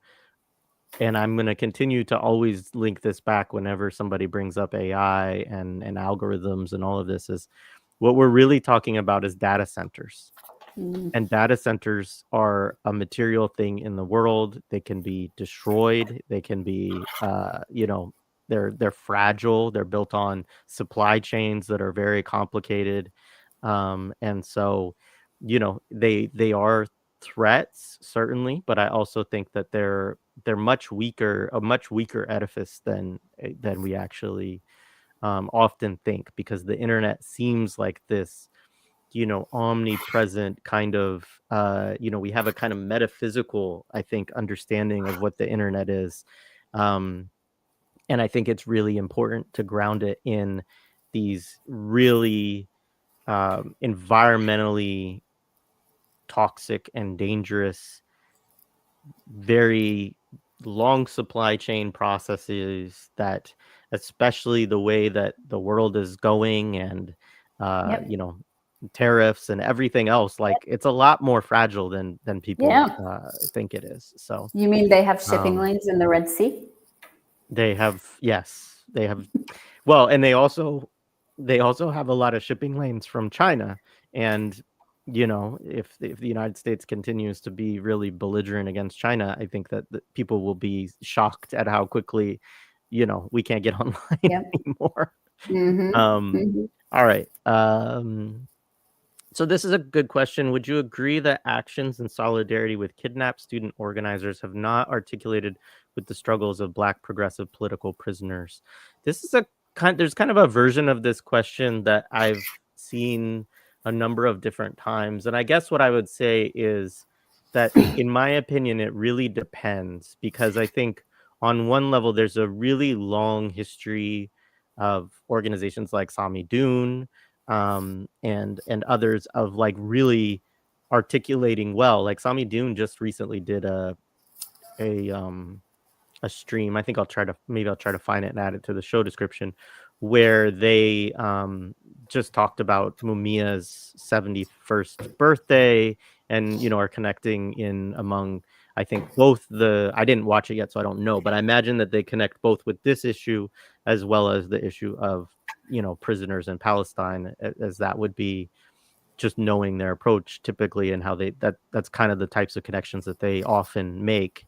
And so Mm-hmm. I think there is a good history of this, but I also think that part of what happens is that you have people who encounter these forms of repression really for the first time always. Like there's a constant, people are constantly being politicized, and they're constantly entering struggles at certain points, and often the first struggle that they participate in is the one that they get kind of very focused around. And I mean, even with a lot of the stuff that we've seen since the Trump regime came about, there was a lot of like, this has never happened before, or there's nothing like this has ever gone on. And it's like, like either you pay no attention to struggles of undocumented people Right. ever, Exactly. or you don't know anything about histories of anti-communism or Right. terrorism laws, or how these things have been weaponized Right. historically. And the reality is there's actually nothing new about this really at all.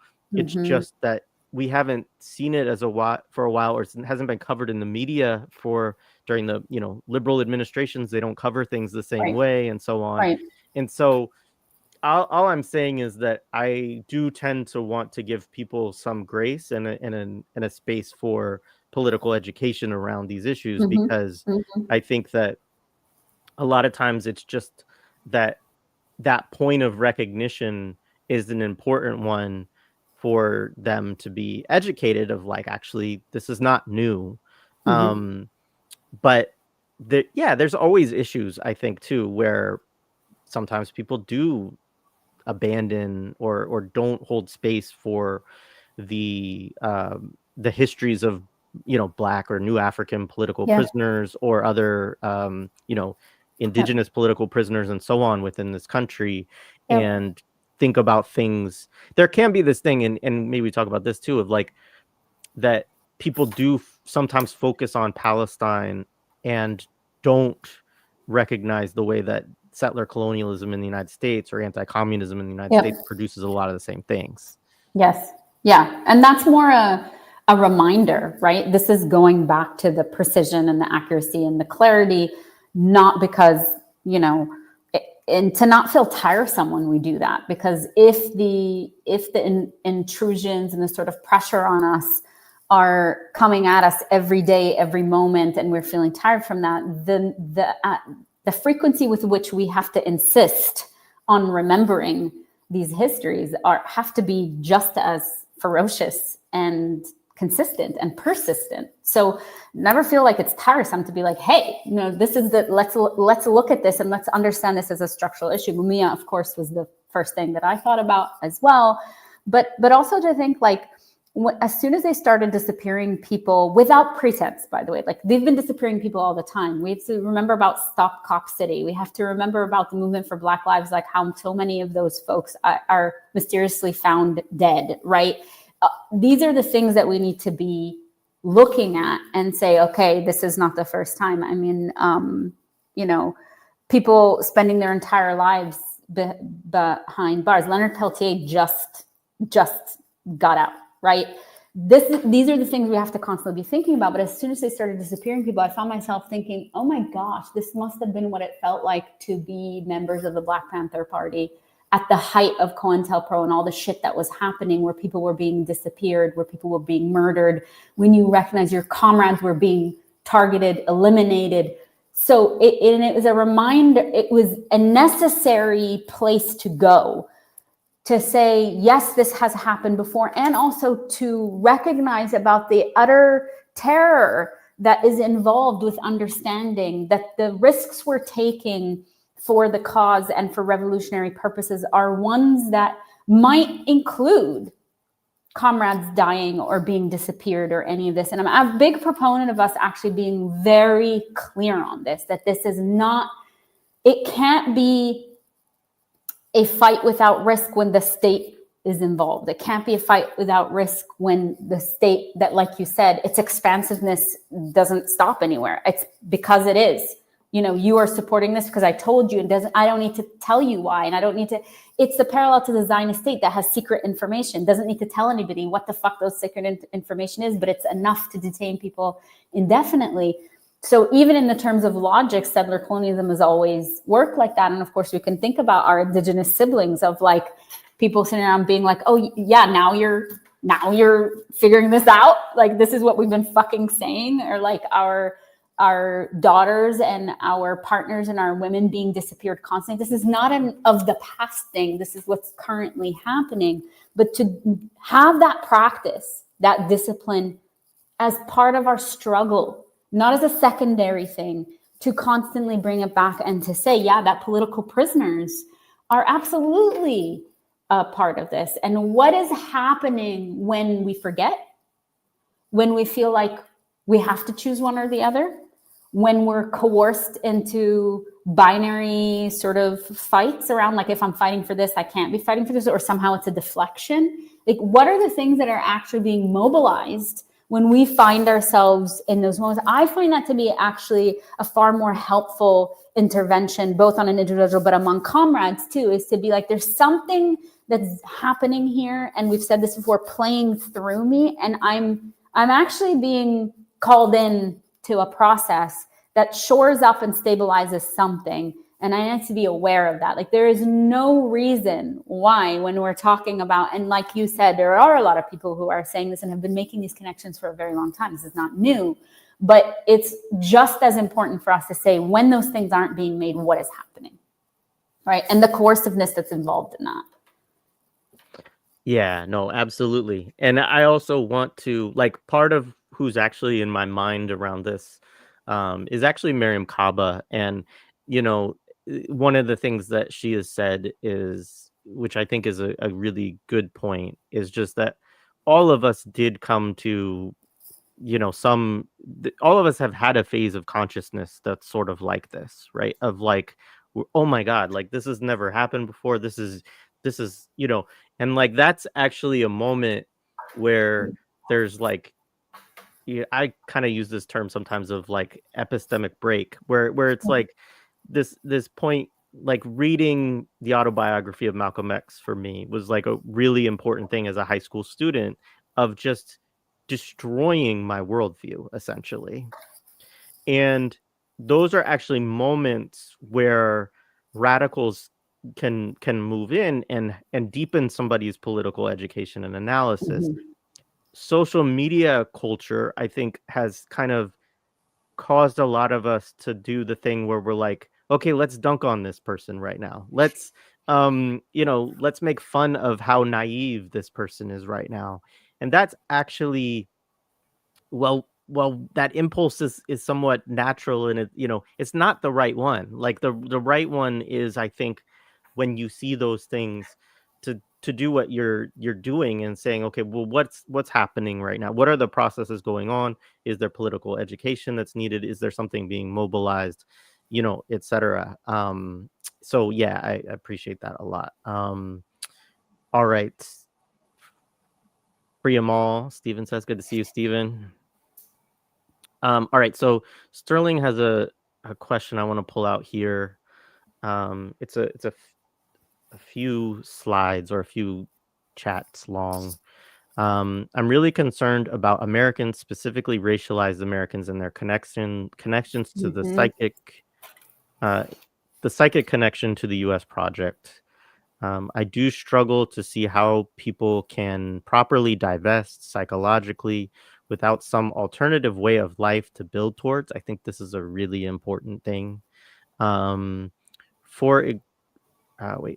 For example, some Black Americans in DC are so close to the federal government that they are more concerned about the federal government losing jobs than the fact that they work for a fascist entity.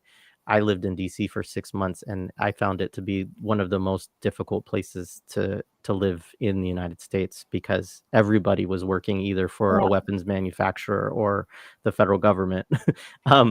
But so it's a great question. Yeah, do you want to start?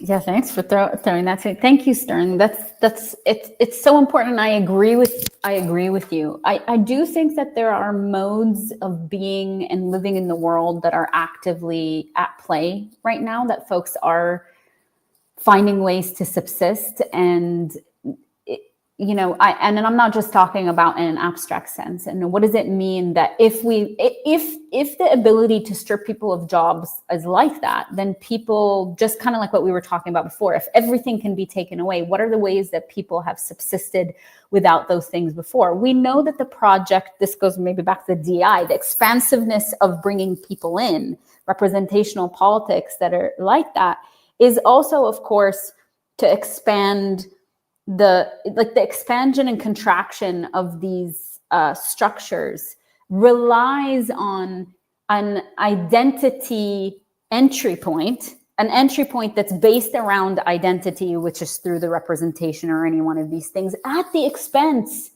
of everything else. Because once you're through that loop, there also is a way in which you are asked to be grateful, that Fanon might talk about, like, being at the table, all these sorts of things that you're talking about, rather than us understanding. I've talked about this elsewhere, of like that the table is on somebody's back, and like constantly recognizing that table you're sitting on is built on exploitation, and usually exploitation around the same lines, because it's white supremacy that creates these categories, whether of like Black excellence or any one of these things, that is a displacement of Black power. Right? So these choices, though, are not individual choices. They're structural choices that sort of open up possibilities and channels, the purpose of which is actually to demobilize any sort of act of sustaining power, people power, and sort of power along these lines. We were talking about Black folks, and that's where my mind went, is that Black power now becomes Black excellence, right? I'm not the first person to talk about this. Too Black is fucking awesome around this. Please listen in. It's going to be midnight my time, but I'm going to try and listen in as well. But the psychic investments also are around, and this is the part that you were saying, is like your concern is this. It's not just, you are right, I think, and you didn't specifically say this word. I want to sort of expand that because you gave me license to do so. Is that it's not just a material thing, because in your working for a fascist entity or empire, you are also asked to make identifications of American first, and with that, you are also asked to give up any rights to the specificities around Blackness in a country that was built on the enslavement of Black people. You're asked to give up those things and forget, right? And there might be sort of shallow attempts to be like, yes, we remember. But really, it is being like, we will invite you in through Blackness or any other identity. Let's fill it in, right? But once you're here, you're actually in service of the United States. You're United States first. We've talked about this before when it was Camelot, right? It's like, that is what you're asked to identify with. And the ways in which identity is mobilized to make that invitation is something we need to pay attention to, right? I think Alex actually was talking about that too. I wrote you this when we were talking about the episode of like transcending your identity to be in service of empire. But the transcendence doesn't happen without identity being the way you get in to begin with. And that's the contradiction, is like it can't happen, because otherwise, how else are you getting people to transcend that identity? You have white supremacy creates the identity, then I invite you in based on that. And from there, you need to be jingoistic, right? And I think that's the piece for us to keep pushing upon. Those are the seams for us to keep highlighting. Yeah, I mean, the lioness conversation with Alex, which is one you're referencing, is fascinating for me, and watching that show is fascinating because my read of it is exactly what you're saying. It's like people of color. I mean, there's a way to read that series that I don't even think we fully got to, which is that the way that people of color transcend in the United States is to become such a soldier for US imperialism that you are willing to sacrifice your own life in order to achieve just a mission. Like, not even, you're not sacrificing your life for, like, I don't know, like total, it's not some great vision of the future. Forever win. It literally gets articulated as, so our children don't have to speak Russian or Chinese. Like, So that's fucked up. what you are willing to sacrifice yourself for. And that is what is being promoted. I mean, it is a fascinating thing. And so it's like, you know, that investment that people take, I don't know. I mean, I talked to people. I had a conversation this week with somebody who had a job at a crappy nonprofit that's like a social justice oriented nonprofit, and they had like a really horrible experience, and they wanted me to know about it. And, you know, I obviously expressed, you know, sadness that they had this experience, like, you know, but they also brought up that I followed this group on Instagram or something like that. And I was like, generally, I think that nonprofits are basically front organizations for like global capitalism. Like, I don't expect, and I think that there's something uniquely nefarious about a lot of movement nonprofits. Which is not to say that it's not like a contested terrain in some ways, or that there aren't really good people in these spaces, because there are and can be. But the whole point is for like philanthropy or big capitalists to control these things. And so it's never surprising. And they also have uniquely often anti-worker politics that sometimes are even worse than the corporate sector. And so it's never surprising to me when somebody has a bad experience. And when I follow these things, it's often to kind of see what kind of BS are they putting out into the world, like to sort of track it. It's not because I'm like, hey, you know, Jay follows this thing, so he thinks it's great. So anyways, we had a good conversation around that. But I think that that's the trick, is that with all, I'm wary of any job that people have within empire that they start to invest and identify with it. I think that is actually a huge problem in general. Like, it goes back to a conversation I had with Moten and Harney in like 2020, where they were talking about Wildcat, the totality. And the thing that they said was that they were talking about the university, but they said any workplace in the United States. You should look at it as, okay, I have to get my check here. I have to organize against this thing. And like, I work here and they cut me money and I'm against everything that they do.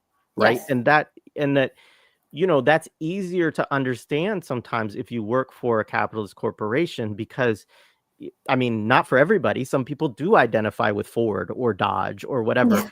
But you know, General Baker and the Dodge Revolutionary Union movement, they didn't see it as like, oh, this is we Yep. identify with this thing in a positive way. It's like, no, we work here and we're trying to like start the Yes. revolution from where we work right here. Yes. And I Yes. think that expands not only to obviously working for the people that might work for the state, but it should also expand to people who work in nonprofit sectors or the academy. Yes. That you can't internalize these places as a place where through your work you're doing good. Any good that you do is going to be like Yeah. the most subversive thing that you're doing while you're there. It's not going to be what that organization wants you to do. Absolutely. And like Dylan Rodriguez always says this, Fred Moten has said this, Shalene on your show has also said all these sorts of things of like, and to pay attention to all the invitations, the incitement, the sort of incitement, that's a funny slip, but it's the same shit, right? Is the enticements of identification. Because when you identify with a place, you're much less likely going to be ready to destabilize it. And I think I see this with some of the things that are happening, like when we call people to boycott certain universities, that people within, and I get it, you're like, this is where I work. I don't want to, stop people from getting tenure promotions. I don't want people to not have a diversity of opinion on campuses. And I'm like, you're in New York. Like, you don't need that to happen on that campus for that to happen, number one. And number two is, I often think about that. Like, if people wanted to boycott my former employer, I would have been like, fuck yeah, let's do it. Right? Because of the same sorts of things. Like, this is the place I will forever have such a special place in my heart for working at GW, not because of GW, but because of the students I had the honor of being in the classroom with and learning alongside, and who they have become in the world today and what I get to see, and my comrades that I leave there, my dearest friend Helen, all these sorts of things. That is why I have that. But it has been absurd for me to be just like, your investment, and then to remember it's absurd on one level, I think because of my political commitment, but then on the other level to realize that is precisely the psychopolitical affective, is all these ways that we're enticed to identify with the space and the place, and therefore to cohere our identity around that and be less likely to destabilize or let it crumble or walk the fuck away when those subversive acts are no longer possible, because they will meet a limitation. And I think we see this also a lot, and maybe this is what you're talking about, Sterling, is like people justifying to themselves that me being there is actually stopping them from doing extra things. Well, that's what fucking psychologists said at Guantanamo Bay when they were doing quote unquote enhanced interrogation techniques, aka torture. They said, if we're not here, it would be worse. That's not a fucking argument we want to get behind. It's like, how about the fact that black sites shouldn't exist to begin with, and that torture is something that we should stand against? That's our starting point. Not if we're here, somehow it might be better. Yeah. Yeah. 100%. I don't have anything. No notes. I guess one thing I would say too, is like, I have deep sympathy and fear also, and I get all of the reasons why people losing their job, and especially people losing their jobs who have been in it for like a career, and stuff like this, that like why that is so scary for them, and why they are so outraged by it. So like, I do think people who are better than me at organizing, and that like there is a lot of space there for people who are good at helping people develop their political analysis and get in the streets and all of that, for people to engage. And it is very challenging in this moment. Like, one of the challenges in this moment is that there's already the whole astroturfed Democratic party, anti-Trump stuff going on, and a lot of these people are getting directed right into those spaces because it is the biggest thing they see, it's the most promoted thing they see, it's getting coverage on major media. All of that's happening for a reason, right? That they want all of these people to become an army for the Democrats for the next election cycles. But I do think, like, somebody said something to me, I can't remember what it was. I think they thought I was being, um, because I was making fun of the hands off NATO and that kind of stuff in these marches, which I will continue to make fun of. Yes, we Um, all should. but I am not making an argument that for leftists or people building movements or whatever, that they shouldn't engage with these things at all to try to pull people out of them or to try to, Right. organize alongside and within in a Yes. kind of, again, a kind of subversive approach to it of, yeah, like, I'm going to go along with this because this is a big thing. There's lots of energy here. There's lots of people who are disaffected and who have been harmed by this administration. The challenge is that you are functioning in another set of enemy terrain. And so it's like, Yes. how do I get people out of this? Yes. Yeah. So I do think that there is an importance of people doing that work. It's not Yeah. something that I feel very well suited for personally. Yeah. Yeah. But I don't want to dismiss that. And I think that there is a lot of space for people to organize around the disaffection people are feeling. I mean, I've heard among people who are not people I think of as radical, typically way more conversation around, I'm not even going to say what because I don't think I could say it here. But much more emphasis on, like, we need to be prepared to do some really subversive and community self-defense oriented type of shit that normally that's not a conversation that these folks would be having at all. But Yes. because of where they feel like we are right now, there's like a big possibility for them of, like, this is not something that I'm bringing up to them, or Yeah. it's like it's organic in the conversation Yeah. because people are, like, seeing what's going on and Yes. reading these developments. Yes. So Yeah. No, exactly. And I think, what's really important is what you're saying is we're not being, this is my example of, like, it's a jump. We're not being cavalier about what it means to lose one's job. What I'm interested in is being accurate around you holding on to that job is not what's going to save us and definitely not going to save you. And I think that's what it ends up getting siphoned into. The other thing is to really reckon with, like, what do you imagine we're asking people to do to when you commit to BDS, boycott, divestment, and sanctions, or when we have conversations around why we shouldn't normalize? We are asking this of people and Palestinians and Palestinian civil society, just like apartheid South Africa, when boycotts were happening. Like, people give up fucking opportunities and jobs and that's what's at stake here. And I want to be clear on that. And that's part of it. Part of that is the commitment. Maybe that's not where you're at in that, but to sort of balk at that and be like, oh my God, that's the worst thing that can happen. But, like, we need to contend with, like, that's what it means when we're talking about commit to these things, that you don't commit to BDS and don't give up shit. There's some things that you're not going to get to hold on to, right? Whether that's your favorite chips, which has affective power, by the way, and brand power and all these sorts of things, or your TV shows, or professional opportunities that also have a career element to them. That's what boycotts are about. And so I think I also want us to kind of stay ourselves is like, this is also coming from somebody who was attacked in my career, right? And that's being very clear on what the prices and the sacrifices are when you commit yourself to a struggle or a cause.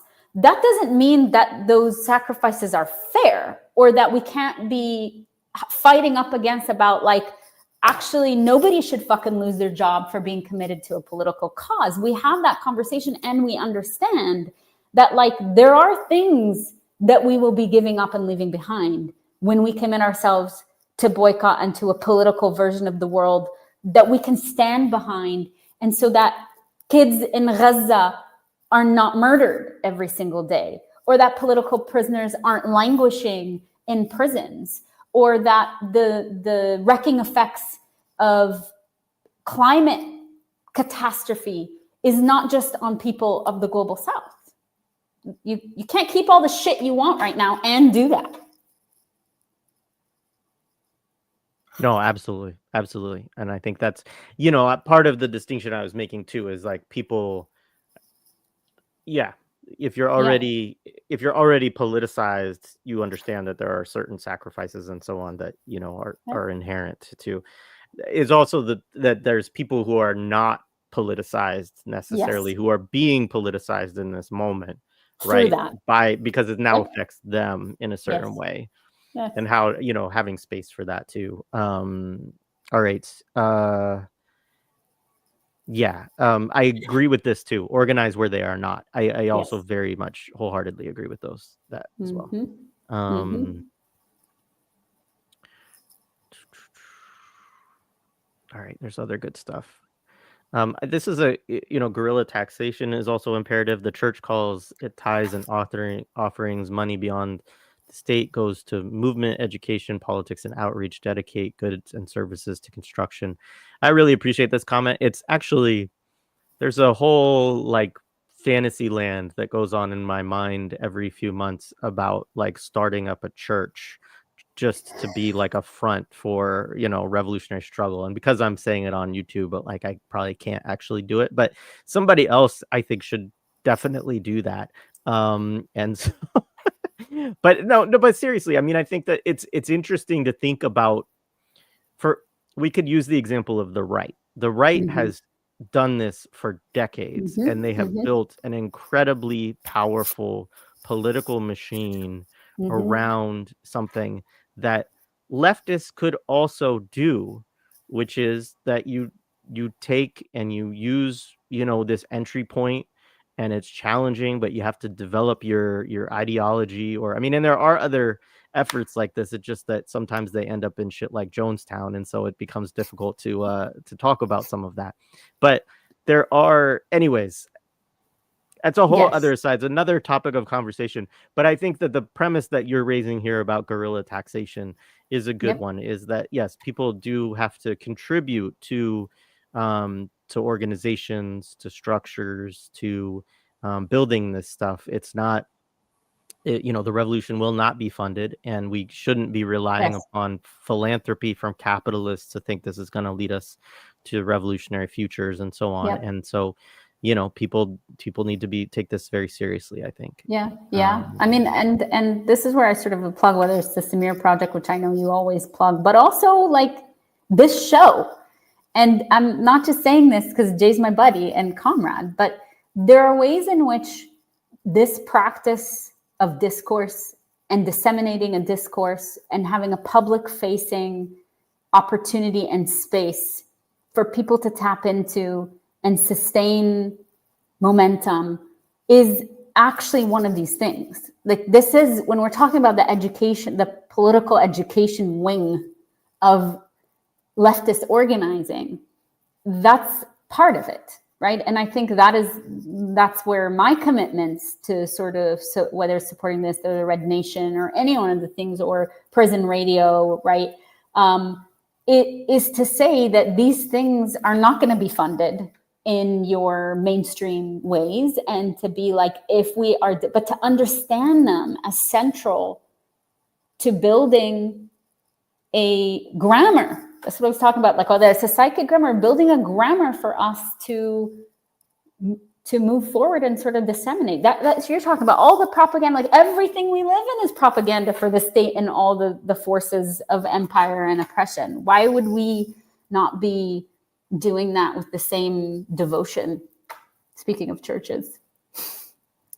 Right on. People are making good comments, good critiques of religion and all that. I don't disagree with any of that.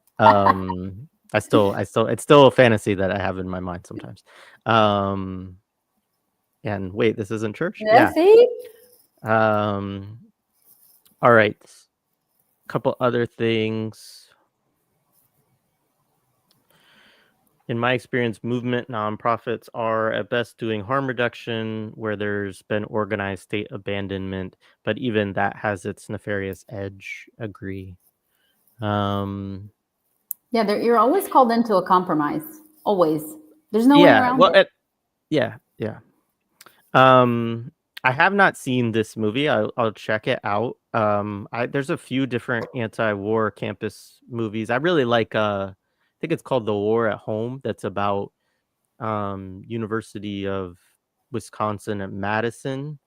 And yeah, it's wild. I mean, campus resistance in the late 60s and early 70s was no freaking joke. And I think there's a reason why they don't talk about it that much, because they don't want us to Mhm. know how many ROTC centers were bombed and stuff like that. I mean, it's just it was wild. Um This is an interesting comment. NIH is getting defunded, but cancer research is pivoting to grants for cancer research from the US military, the new frontier of eugenics. I don't know. But I will say that this has been one of the interesting things in talking to people in academia, is that there are so many federal grants being cut right now. Yeah. And it's a fascinating, for me, it's just an interesting also contradiction of all of these people did the thing that like should have kept them the most safe, which Yes. is like, I'm going to do research for the state. I'm going to do research for the federal government. Yep. And that has been a thing now that has like totally been defunded in a few different areas, but health is Yeah. a specific sector that's been targeted. Yeah. And again, like I don't know, but it does to me a moment. I'm like, there has to be some hopefully consciousness raising going on Yeah. around this and also us just understanding that there is no way to do something That's that right. is really going to be totally safe in this Yeah. kind of environment too, Yeah. Yeah. which also should Yeah. make us question of, okay, I'm going to do this because it's safe, like, Yes. Yeah. so But like you're saying, to understand the political project of that to begin with, whether it's capitulation or compromise or co-optation or any one of these things, that's not to say that important work wasn't done on even under those conditions, but to always get that. I mean, it's fascinating to me how many people I meet that like kind of disavow that if you're taking funding from these sources, that you are also signing up for a certain particular, nomenclature and parameters. I mean, the best thing we can think about was human rights organizations or USAID or any one of these things where, like, in the context of Palestine, especially if you're working with refugees, that you're like not allowed to even mention what it is that displaced them to begin with, what made people refugees. You're not even allowed to call them Palestinian half the time. So like you're already in that terrain. And there's really something really important about us flexing that muscle of honesty rather than the myth of like, oh, but this information is important to get out anyway. It's like, maybe that's the case, but how many compromises around the way that actually deflects us from the real point? Because for me, I'm thinking about like trauma research and shit. How much out there now? And those are the things that people will cite. And in every one of those things, the traumatizer is not named. Like Zionism and settler colonialism and capitalism and racism are not the things that are named as the condition that creates the potential for trauma to happen at a consistent, systematic, persistent rate, right? And like that's a price that we're all paying for, because now we're in a position to create alternative research to talk back to that shit, to dislodge it from its hegemonic position, right? So they're just like, be honest about some of that, and maybe like you're saying, contend with the fact that these conditions, or I didn't know, or where was I, or belief in the state. And that's the other thing, is like there are a lot of people that make decisions because their life circumstances depend on that, and I don't want to be cavalier in those things, but there's also a whole lot of fucking people that believe in the state and that are jingoistic or that are Zionists and that are ideologically committed to the project of the state and the settler colony now known as the United States. So like we need to also be clear on that, not romanticize that everybody makes decisions just because their life circumstances are that. Because for me, that also knows what we are up against. Because people's allegiance to the state, that's the hard one. it's very hard. Yeah. And I mean, just my own political distinction, I always want to make, yeah, there's people, so there's like, on one level, there's people who believe in states, and then there's people who believe or who have allegiance to this state. Yes. Yes. Yes. And to me, those are very, very different conversations, both conversations worth having.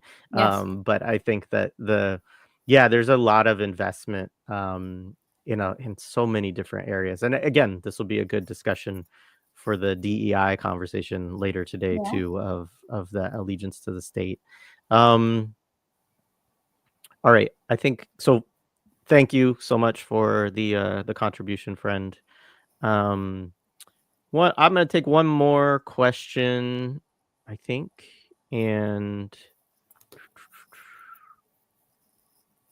um, and then we'll just yeah, we'll close it here.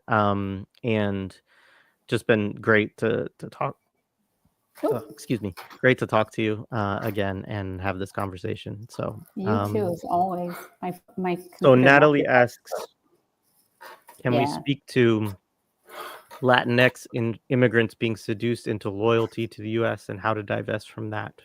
Natalia, sorry. Natalia. Sending my love, Natalia. That's one of the people from my history that I've been tracking their progress. I think there are a lot of wonderful folks who are talking about that. Shadeen Rodriguez is one of the people that that was on your show talking about how cops are largely fucking Latinx and Black, particularly in New York.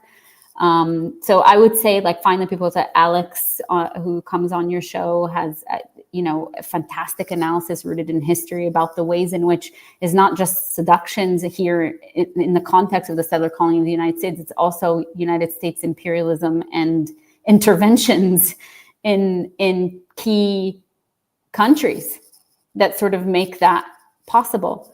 And I would say is, like, I understand why you're asking about Latinx communities, because you belong to them.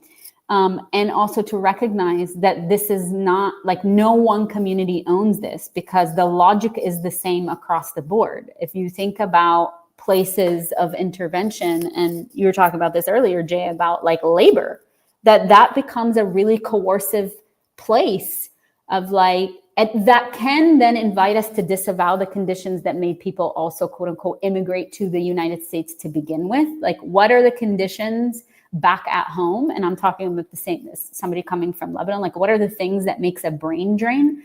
I had a comrade recently tell me they were in Lebanon, and they're like, the stark, how missing men from the ages of like 18 to 40 were, even in social life, in the context of Lebanon. And that's because it's not in summertime yet where people go back home, so to speak, the people who can go back home. But that is part of it, is like, what causes the condition of brain drain and people leaving their own countries to come to places like the United States, and then the seductions that are in there, which both might be from a labor perspective and also being able to subsist and sustain through a remittance economy, your family back home, because of all the fucking shit that has destabilized in your country by imperial forces, by capitalism, by colonialism, right?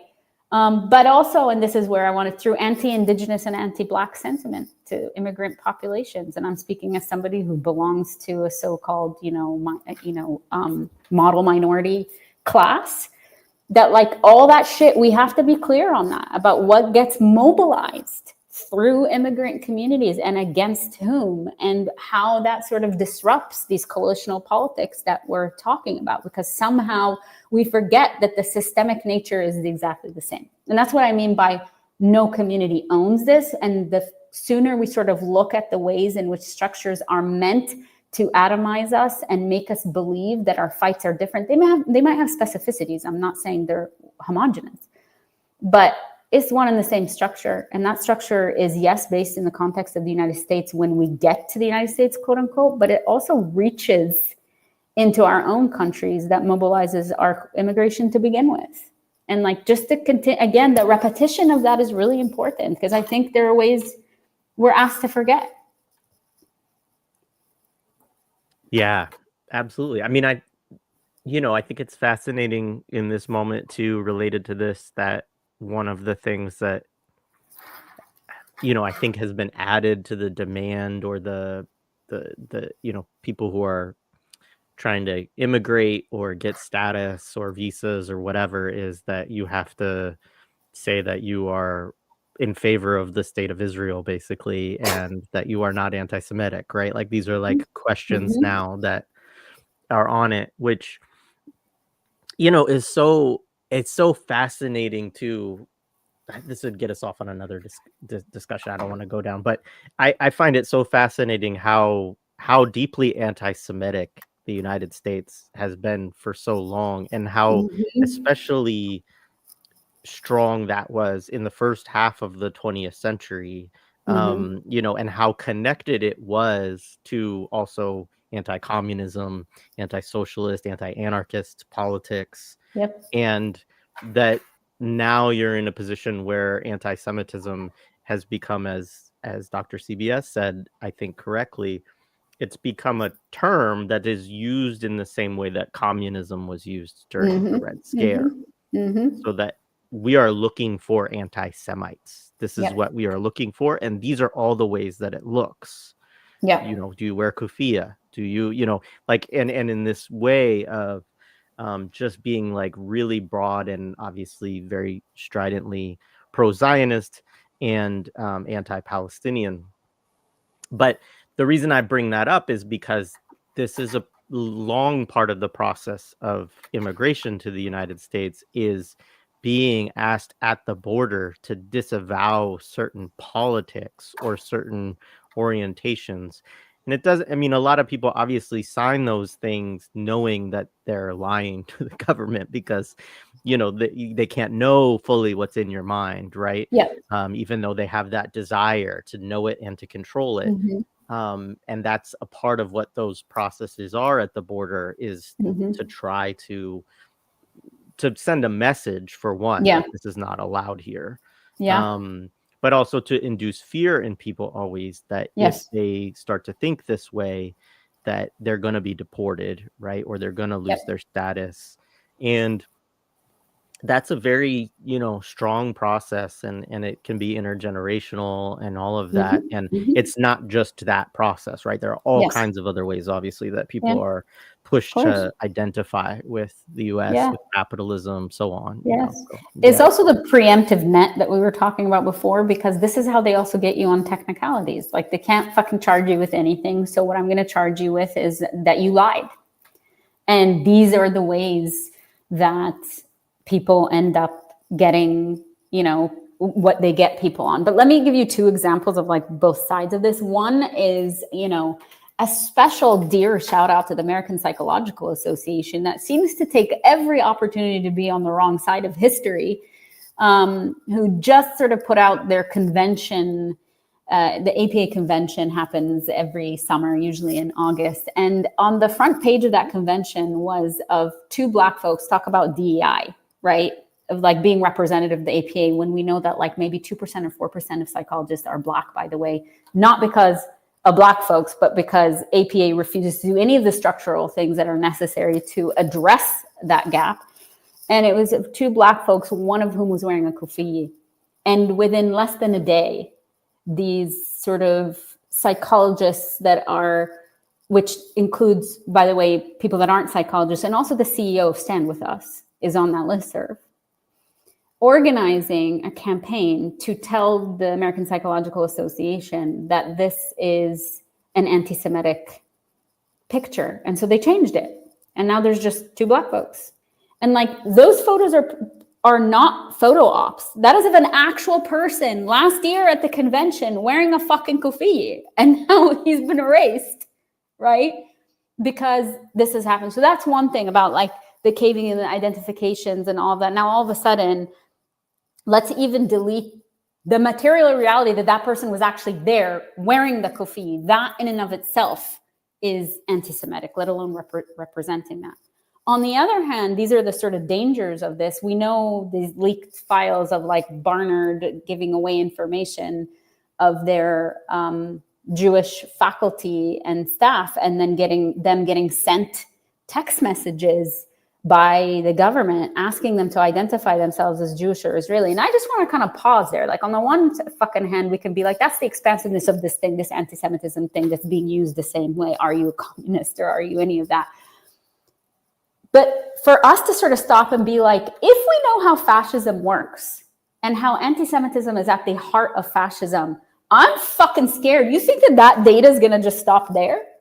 And people are sort of, there are many people who are fucking really pissed off at that, and rightfully so, about the intrusiveness, about selling data. But the piece that I'm also aware of is like, are none of us concerned that fascists are also attaining lists of who's Jewish in this country? Like, is this the first fucking time around that this has happened? And like, that's the piece we need to look about. So not only is anti-Semitism now becoming the entry point where everything, of course, becomes about defending against that. We know how fascist policies, we're seeing all of that.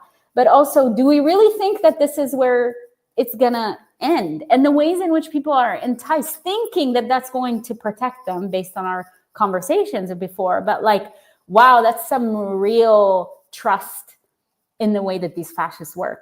Because that's not a gamble I'd be willing to make. Not at all.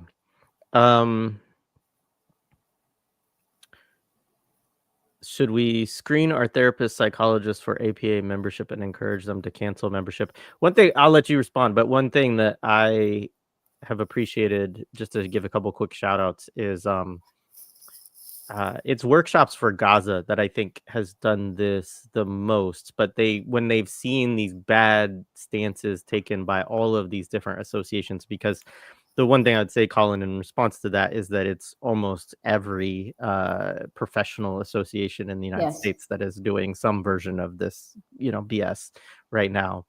What they're encouraging people to do is say, hey, don't renew your membership in that thing, and instead give your membership dues to, the Samir Project for this year, or, something, whatever, something else, right? To give it to take that money and contribute it to Palestine in some way, and I think that, Crips for eSIMs, or, other organizations that are doing, good work to, do what they can in amid this horrific blockade to still support people in Gaza. So yeah, I don't know if you have other thoughts on that, but I appreciated that approach by those folks. Yeah, definitely. But and if you do that for whatever reason, Colin, if you do that, fantastic. That's organizing, right? That's a version of organizing. Or what you're saying, Jay, which I agree with too, is let them know you did that. Because I think sometimes we just like do shit and then we don't and like that doesn't land on them. These people are not, screening people's names, and but they do count membership. And they count membership really closely, because that's where they get a lot of their money from, is around membership dues. But let them know, and let them know specifically it was because of Palestine, because of their anti-Palestinian racism, because of the way in which they're conflating anti-Zionism and the critique of Israel and being against genocide with anti-Semitism, and that's not okay, right? Because right now, the American Psychological Association especially is getting ready to have a task force on anti-Semitism, and looking at how IRA, they had already accidentally adopted IRA without even knowing what that was in like 2007 or something, which we brought to their attention. But now they're doing that, and they've reached out and said, oh, we want to know what people's experience with anti-Semitism is. Well, that's not a fucking task force on anti-Semitism if you're surveying people saying, let us know what your experience on anti-Semitism is. That's already a de facto saying this exists in this way. That's not to say anti-Semitism doesn't exist. I can fucking point to people who are anti-Semitic, who are the white supremacists in our field, right? Who are the race scientists and the eugenicists. Those are the people who are also anti-Semitic. But the ways in which it's being framed is that. So if you do that, let them know why you're doing that, for certain. And I just want to say that when psychologists were organizing against psychologists being involved in torture in Guantanamo Bay, there was a massive no membership, no dues campaign. And it actually worked. It put pressure on the American Psychological Association. They had to hire an external person who did an investigation and found that they were actually engaging in torture, and that the ethics board was sort of colluding with that and all these sorts of things. And now, of course, that report is not on the webpage of the APA, but that history exists. So all this to say is that there have been times in the history of this organization where people have come together and said, you know what? No, if you want to sort of hit us over the head with this ethics code, what are the things that fall within that purview? And what are we unwilling to allow an organization that speaks for us to do or not do? Like you and I have said before, and like other people, like Fred Moten, I love when he says this, it's like, and there's also a recognition that these organizations are never going to speak for us in the ways that we need them to. But that doesn't mean that we don't give them a hard time, especially when they're weaponizing that against us. Absolutely. Well, that's a great place to leave it. Hopefully it won't be 2 months or whatever until we can have another one of these. This was great. Got to a lot today. Very appreciative of all of the commentary from the chat. Thank you, folks. Yeah. And so anyways, until next time, this has been great. Thank you so much. Thanks, Jay, as always.